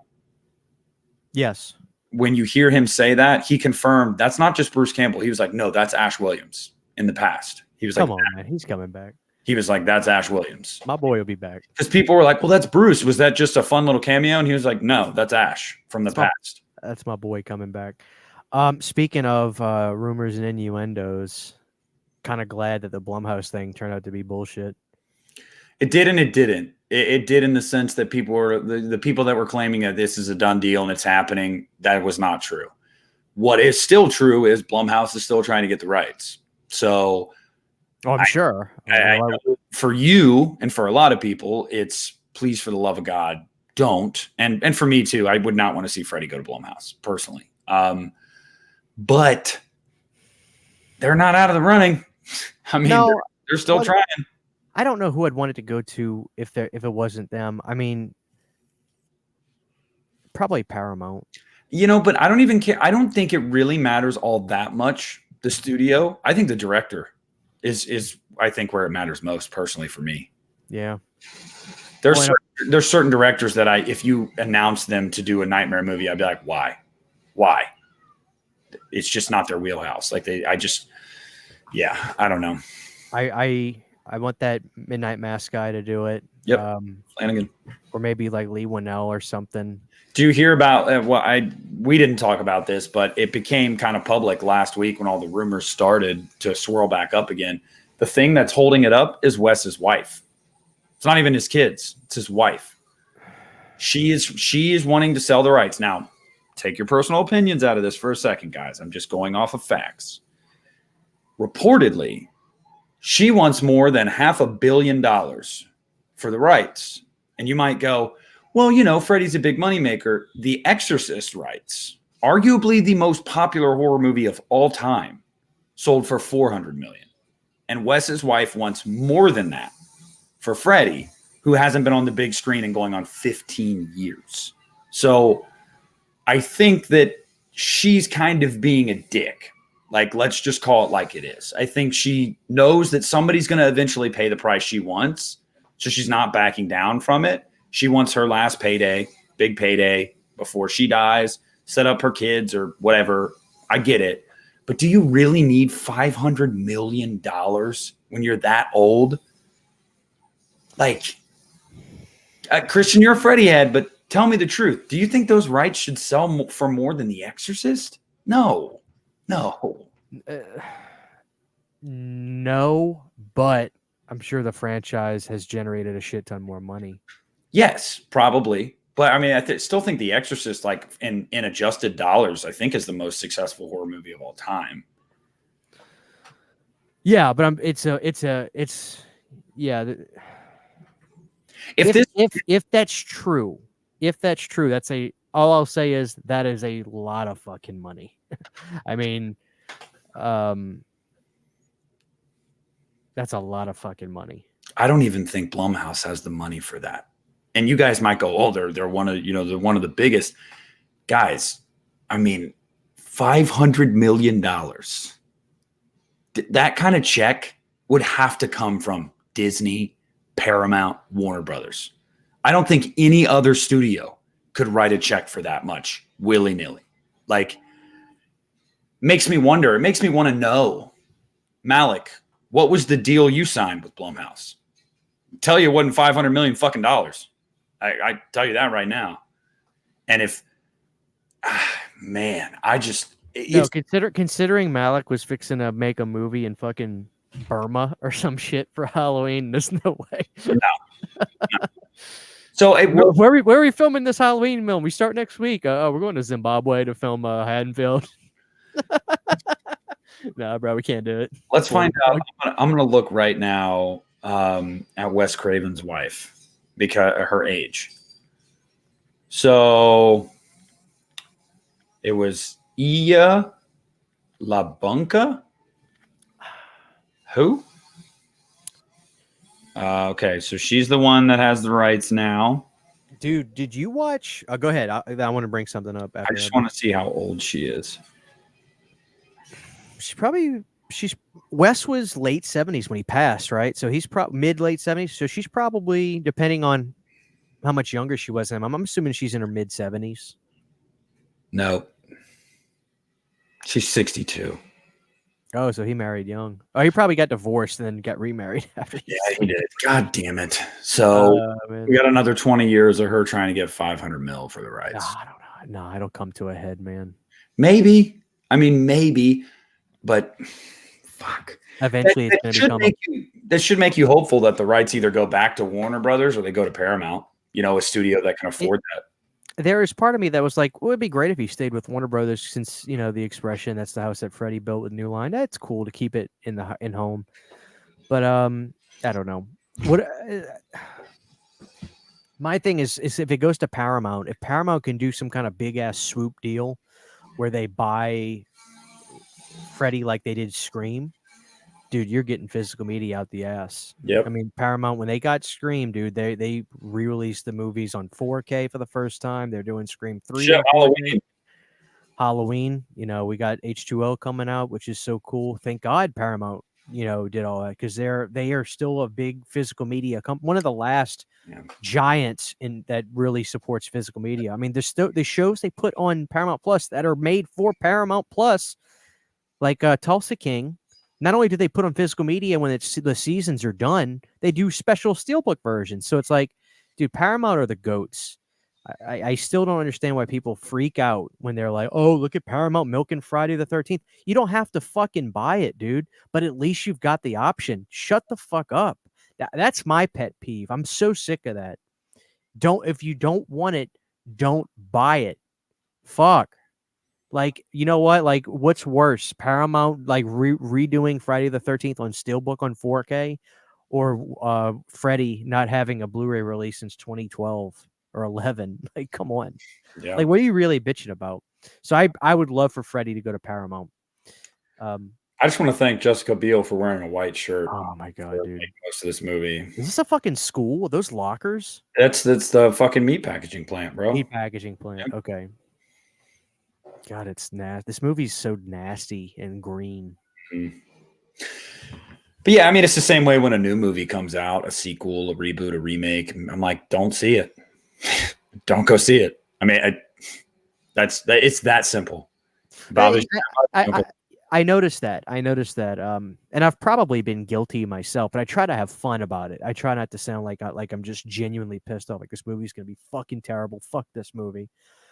And I usually always say, oh, it's probably not going to be great in my opinion, but I'll find out when I go to see it. I always try to preface it because there is I credit my buddy Lorne. He's burnt out on Halloween. He's sick of the movies, so he stopped watching them. I have so much more respect for that than just saying, fuck this, fuck that, fuck this.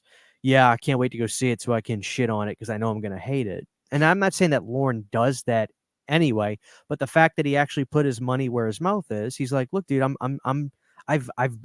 been around the Halloween franchise since I was a kid. I watched it when I was a kid. When it came out, I saw the premiere on NBC or whatever. I've watched these movies so long. I'm done. I'm burnt out. I don't need any more. I'm not interested. So the fact that he stopped, I have so much respect for that. I really do, as opposed to just saying, fuck this, I'm burnt out, but then going to watch it so you can shit on it afterwards. Like, of course you're not going to like it. And it's not that I can understand it. If let's say he watched Ends and didn't like it, I would be surprised. Maybe he would. But watch, if he didn't like it, I wouldn't be surprised. But the fact that he didn't, because he's finally just like, I'm not interested, dude. Normalize that shit. That's what I want to see normalized. Yeah. Yeah. I mean, there's too much bitching going on the internet nowadays anyway about just I had people giving me shit because they're like, "Where's your Barbie review?" I'm like, you know what? Surprise! I'm not that interested to go to the theater to see that. I'm happy it's doing great and people are all into it. Like, surprise! I'm not that interested in going to see it. Like, I got called. I get those DMs from these fucking these fake ass accounts that they make accounts to message me and talk shit about us.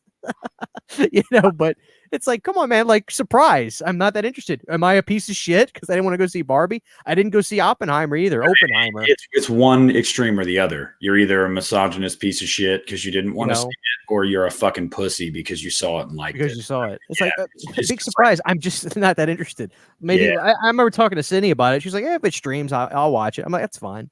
Dude, like, okay, I didn't go to the theater. Big fucking deal, brother. A year ago, I would have told you I had zero interest. Looked like no interest in a Barbie movie. I didn't play with Barbies. I had no interest. I was like, how do you even make this a fucking movie?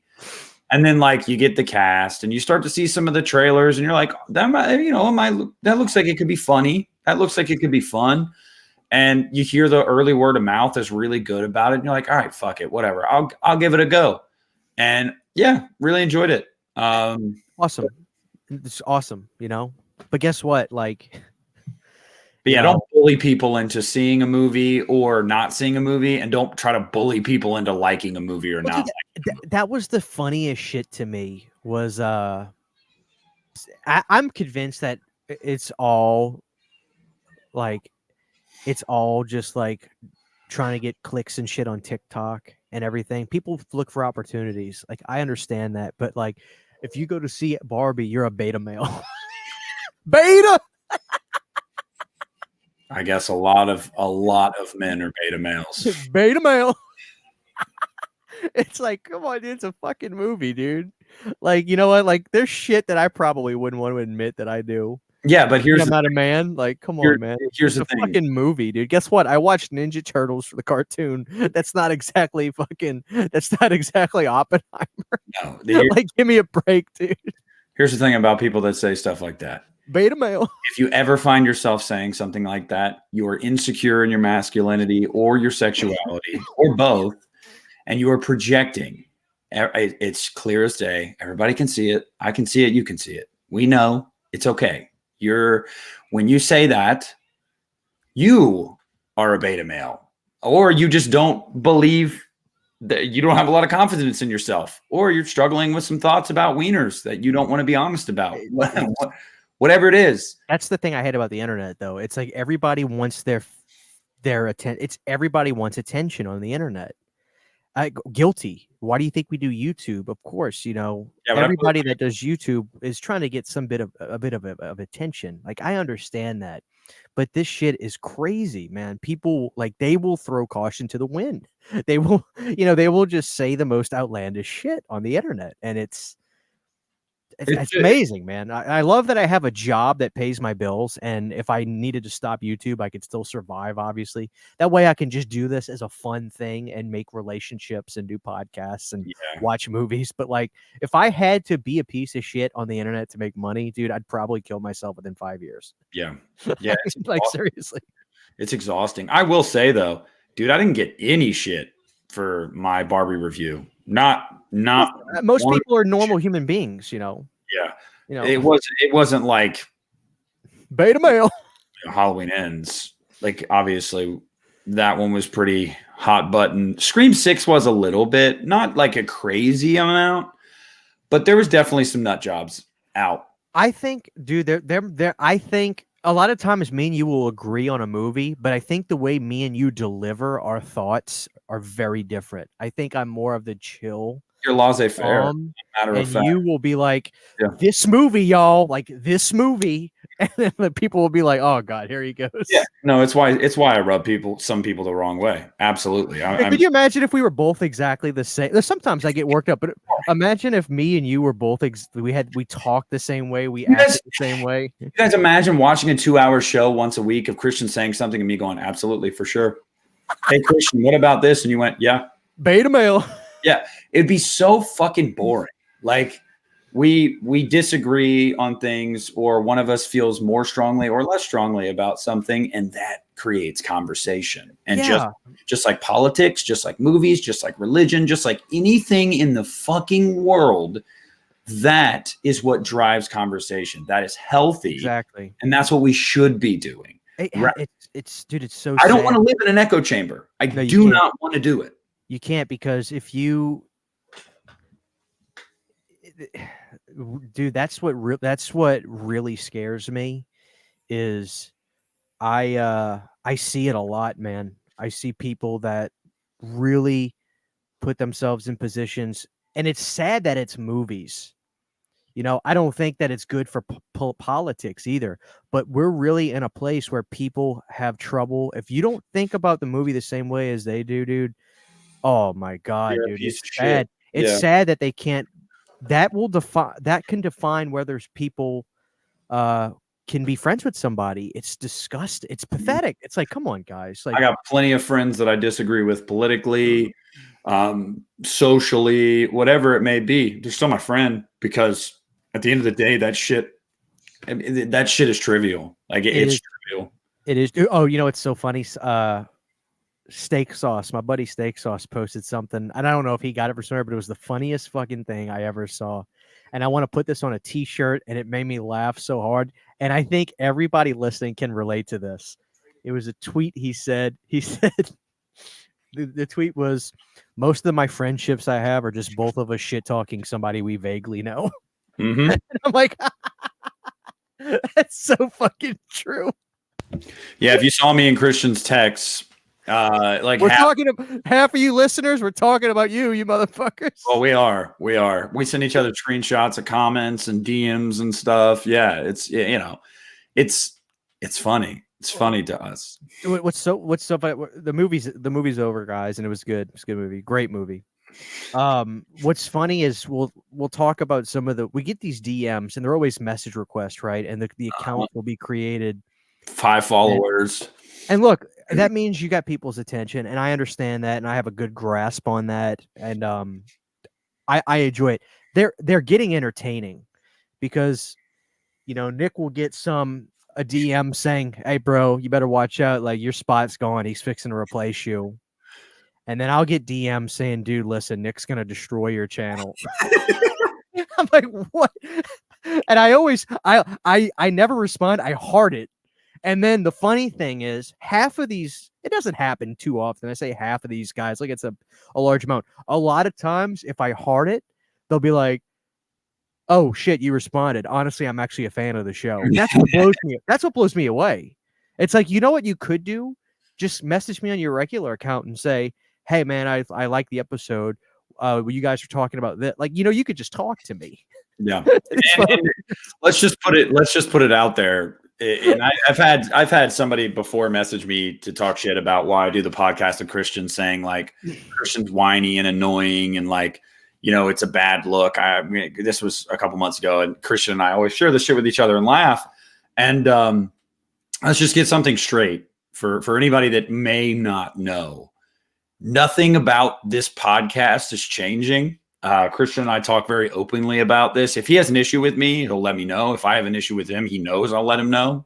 To a fault, I'll be honest about that. Nothing about it is changing. We're going to be doing it a little bit more with the debriefs and stuff. But as far as like, it's going to be me and Christian doing the same shit we always fucking do, because thousands of you guys show up every week for it. And as long as that viewership is there, that's really... And as long as we still enjoy doing it, that's really all that matters. So like, yeah, the DMs, Christian and his wife apparently don't have sex because Christian loves sex. Mask of the Next Generation. I thought it was 3D. It was 3D. Oh, it was 3D. Yeah, it was 3D. And I'm a soy. I was confused when you were earlier. You're like, inside joke. I thought you were just making fun of me because I like Next Generation. No, yeah, I got it wrong. And I'm a soy boy. Dude. I'm a soy boy pussy because I liked Barbie. Beta whale. And the funny part about it is like, and I was telling Christian this, when I reply to some of these people, just like he said, they're like shocked sometimes. They're like, "Oh shit, dude, like my bad. Like I was just trolling. Like I'm just trying to be edgy." And it's like, that is not how you go about trying to talk to people that you admire on the internet. You don't go like, "Hey dude, you're a fucking bitch."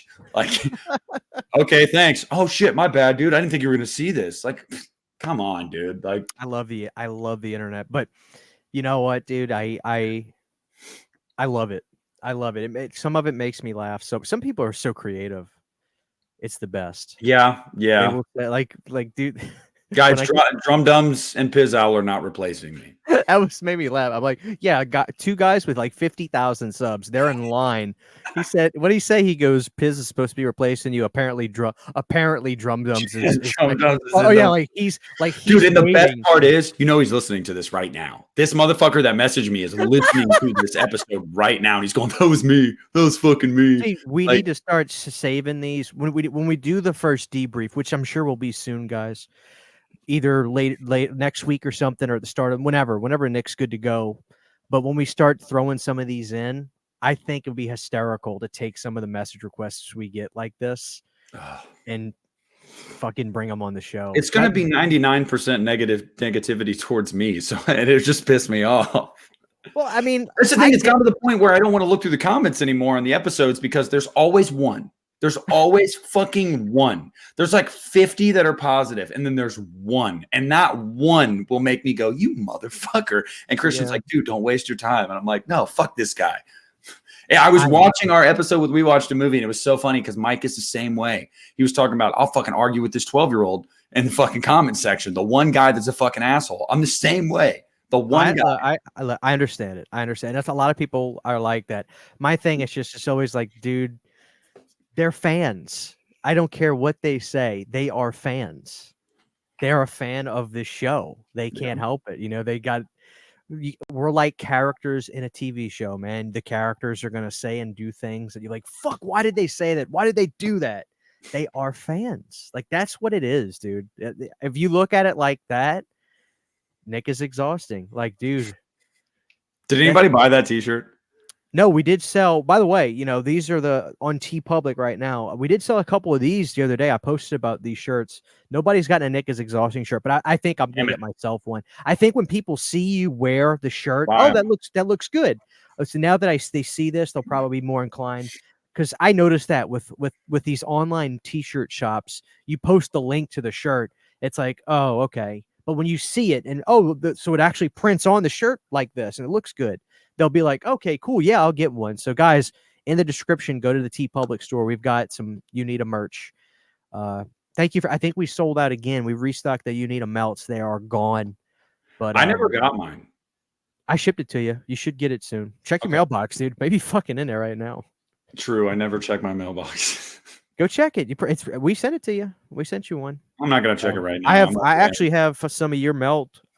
Sydney made me an extra set to use, and I had some of the pumpkin going on in my little melter right now. No, we sent it to you though. You should have it by now. You should have it. Need to check my mailbox. Yeah, but yeah, just wanted to clear the air on some things, guys. You know. No, but we talked about that the other day on the previous episode. Oh because, yeah, like it's funny because if we go longer than 12 days, I'll get messages. It's like, you know, well, guess what? I guess you're done with the podcast. I'm like, fuck, dude, we just did one. I feel like, dude, it's been 9 days, and it's like, god damn, like people already writing the obituary for Uneeda. It's fun. It's wild, you know. But again, dude, that's incredible. Like, dude, people are like, where's the show? Like, what's going on? I'm just like, all right, we're getting to it. We're getting to it. Oh, the episode 100 was the worst. God, yeah.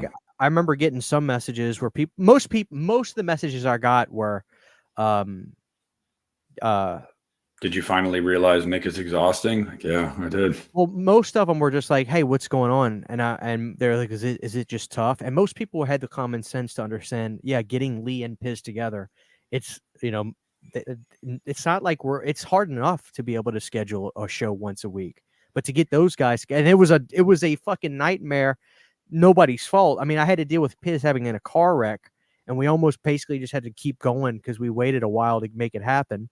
And luckily he was there. So it was a nightmare. But some people, of course, I got some that were just like, you know what, dude, like, I figured you were going to get burnt out with him. I was like, what are you talking about? Like, what are you talking about? Like, fuck, come on. But again, they're fans. I don't care what they say. The people that, you know, will message you and call me a cuck virgin or, you know, you exhaust. They are fans.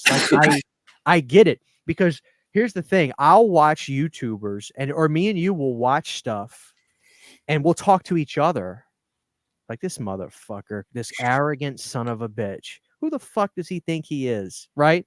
No, we're normal human beings that won't comment this shit, especially on our public YouTube channel. I ain't telling you who we're talking about either. But these motherfuckers, they just say it, you know. But here's the thing. Anybody that talks shit never has a profile pic. No. Or if they do, it's like an avatar or it's like a picture from something. It's never them. Or it's like Michael Myers. Yeah. Their name's never in their bio.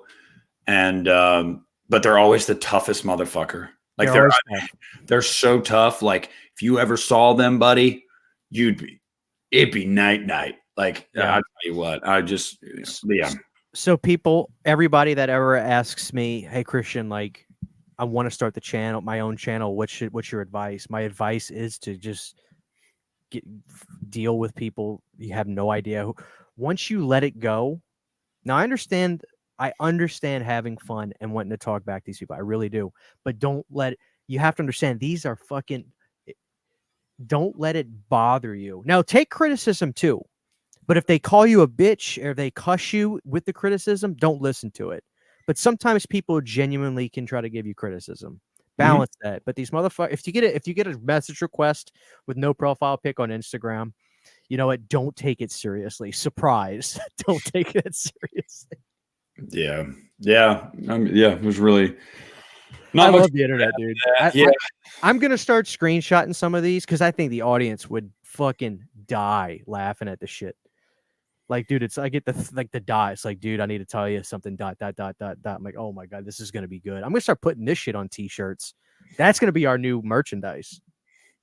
honestly, too, it's this is not uncharted territory. I'm sure every podcast ever, those hosts get those Dude, kind of messages. believe me, I get messages about how they'll tell me. I was like, dude, you're a piece of shit.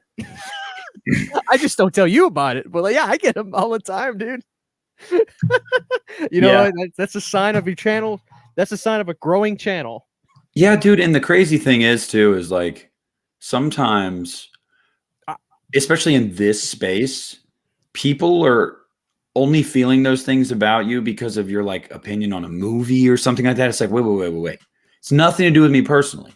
Like, I didn't attack you. I didn't say anything to you. I've never been mean to you. But you're like, it's how you feel about it. That's what I was. Dude. You like that movie? You're a bitch. Exactly, and that's what we were talking about. Dude, it really does scare me. Yeah, that's crazy people. Yeah, dude, it really does scare me. That is unhealthy, guys. Mm-hmm. Luckily, you know, we came up in a generation where communication is key. The last communication, dude. We were the last generation that really grew up before social media, and dude, that's. I remember putting pop cans on the back of my bikes to make them sound like motorcycles. Yeah, same. I used to do the card with the chip clip. Yeah, you know. Pour gasoline in an anthill, light that motherfucker on fire. Like, oh yeah, that's how we had fun when we were kids. We use sticks as lightsabers. It was incredible, dude. Yeah, nowadays kids are born with a fucking tablet or a phone in their fucking hand, and yeah, dude, even texting, dude. We had to earn those text messages. You had to press the button a couple times to find. Oh, dude. Yeah, they just don't understand, and it's crazy too because it kind of makes you feel out of step sometimes because you're like, damn, like I'm getting old because like this wasn't normal 10, 15 years ago. It just wasn't normal, and like people didn't talk like this to strangers. The internet has empowered these motherfuckers to be the worst kinds of people. Like it's wild. It's so wild. But I promise you, Christian knows this, and any of you listening to this that may do some kind of social media or YouTube or are planning on doing it, I promise you that anybody that acts that way over differences of opinion on movies and shit, they're the biggest bitch ever.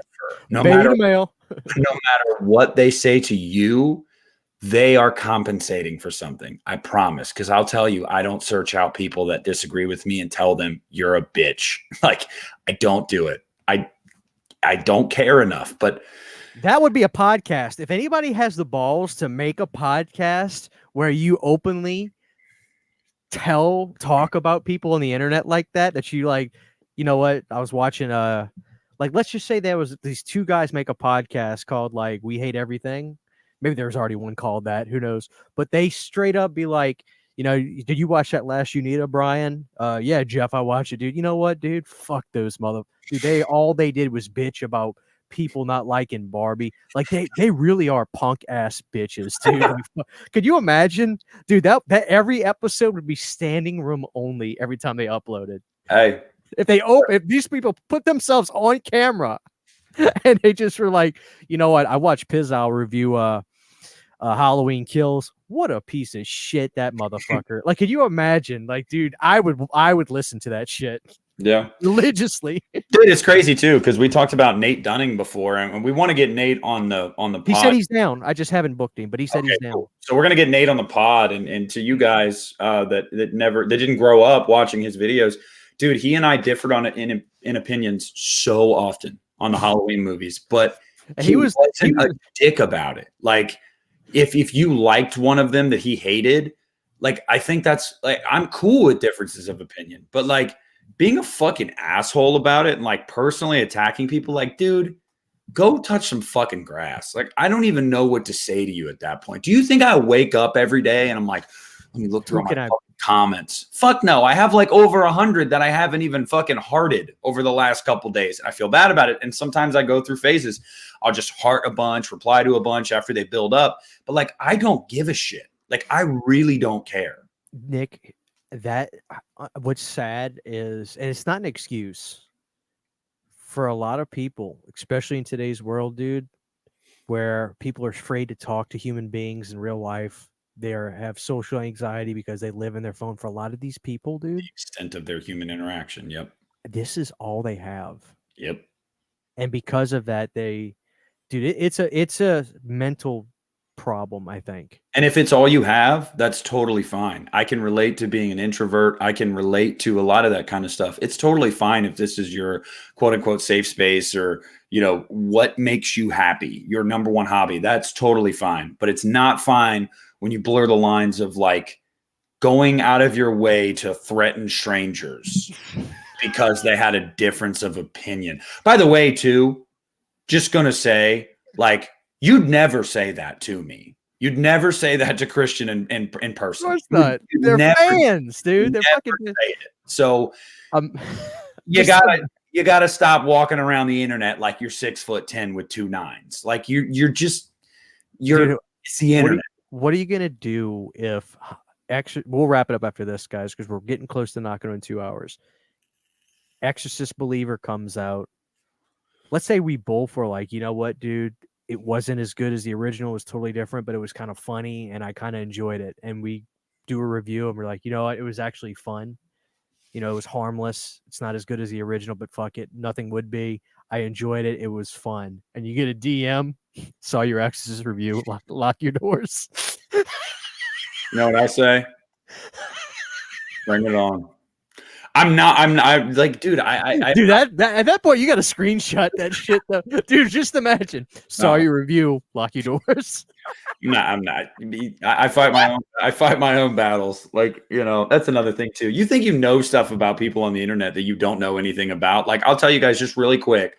Like, this person that Christian and I are referencing that was shitting on both of us was like, "I'll fuck you up in person." Like just saying like crazy shit like that. Like, you're skinny. Like what are you gonna do? I'm like, bro. Sometimes you don't know shit about somebody. What if I have like severe anger issues? Like, what if a switch just flips and I like severely hurt you? Like, you don't say what if you show up to a stranger's house because you hated their YouTube review of Halloween Ends and they have fucking weapons and you get shot for trespassing on their property? You don't know what kind of can of worms you fucking open when you do that. So for the love of God, if you want to troll me, please troll me. It brightens my day sometimes. Be creative. Yes. Be creative. But when you get to the shit of like, I'm going to fuck you up. Come on. I'm waiting. Like, shit, dude. I saw your review for Exorcist. I'm coming. Yeah, I got 2 dogs. My wingspan's pretty good. I could probably hold you back with just one arm. You couldn't even land a punch on me. I'm scrappy, Christian. I grew up with a brother that was in the Navy and a brother that was in the Army. I'm scrappy. I took my licks growing up. I know how to fight. Don't let the frame fool you, brother. I know how to fight. Shit, dude. All I know is you better fucking wear that helmet when you do that Exorcist review because they're coming. I'll do it. They're coming in hot. Dude, no, I'm going into The Exorcist. I think the bar like that. I think the highest it can go for me after watching the trailer, after knowing everything I know about it is, meh. There's no fucking way I walk out of that movie and go, dude, I loved it. There's just no way. I'll go into it open-minded because I try to do that with everything. But there's no fucking way I'm going to be like, David Gordon Green, you beautiful son of a bitch. Like, there's no way. There's just no way. And when we stop recording and I tell you what I found out about the third act of the movie, you're going to be like, oh my fucking God. Like, dude, there's just no way. There's no way. I'm sorry, guys. I'm sure some of you will love it. And I hope you fucking do. Like, movies have a space for everybody. Like, but like, God, there's no fucking way I'm going to love this movie. There's no way. You heard it here, folks. Hopefully, our review of Exorcist Believer when we do our episode about it is, yeah, it's all right. Yeah, maybe it'll just be like Christian's review of the Saw 10 trailer. It'll just start. You'll have the intro, and we'll both just go.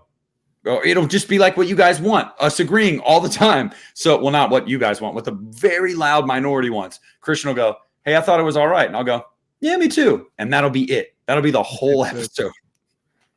the intro is the longest part. Yes. Yes. Yeah, I am considering doing some more trailer reactions like that. Looks all right. But eventually somebody will get mad.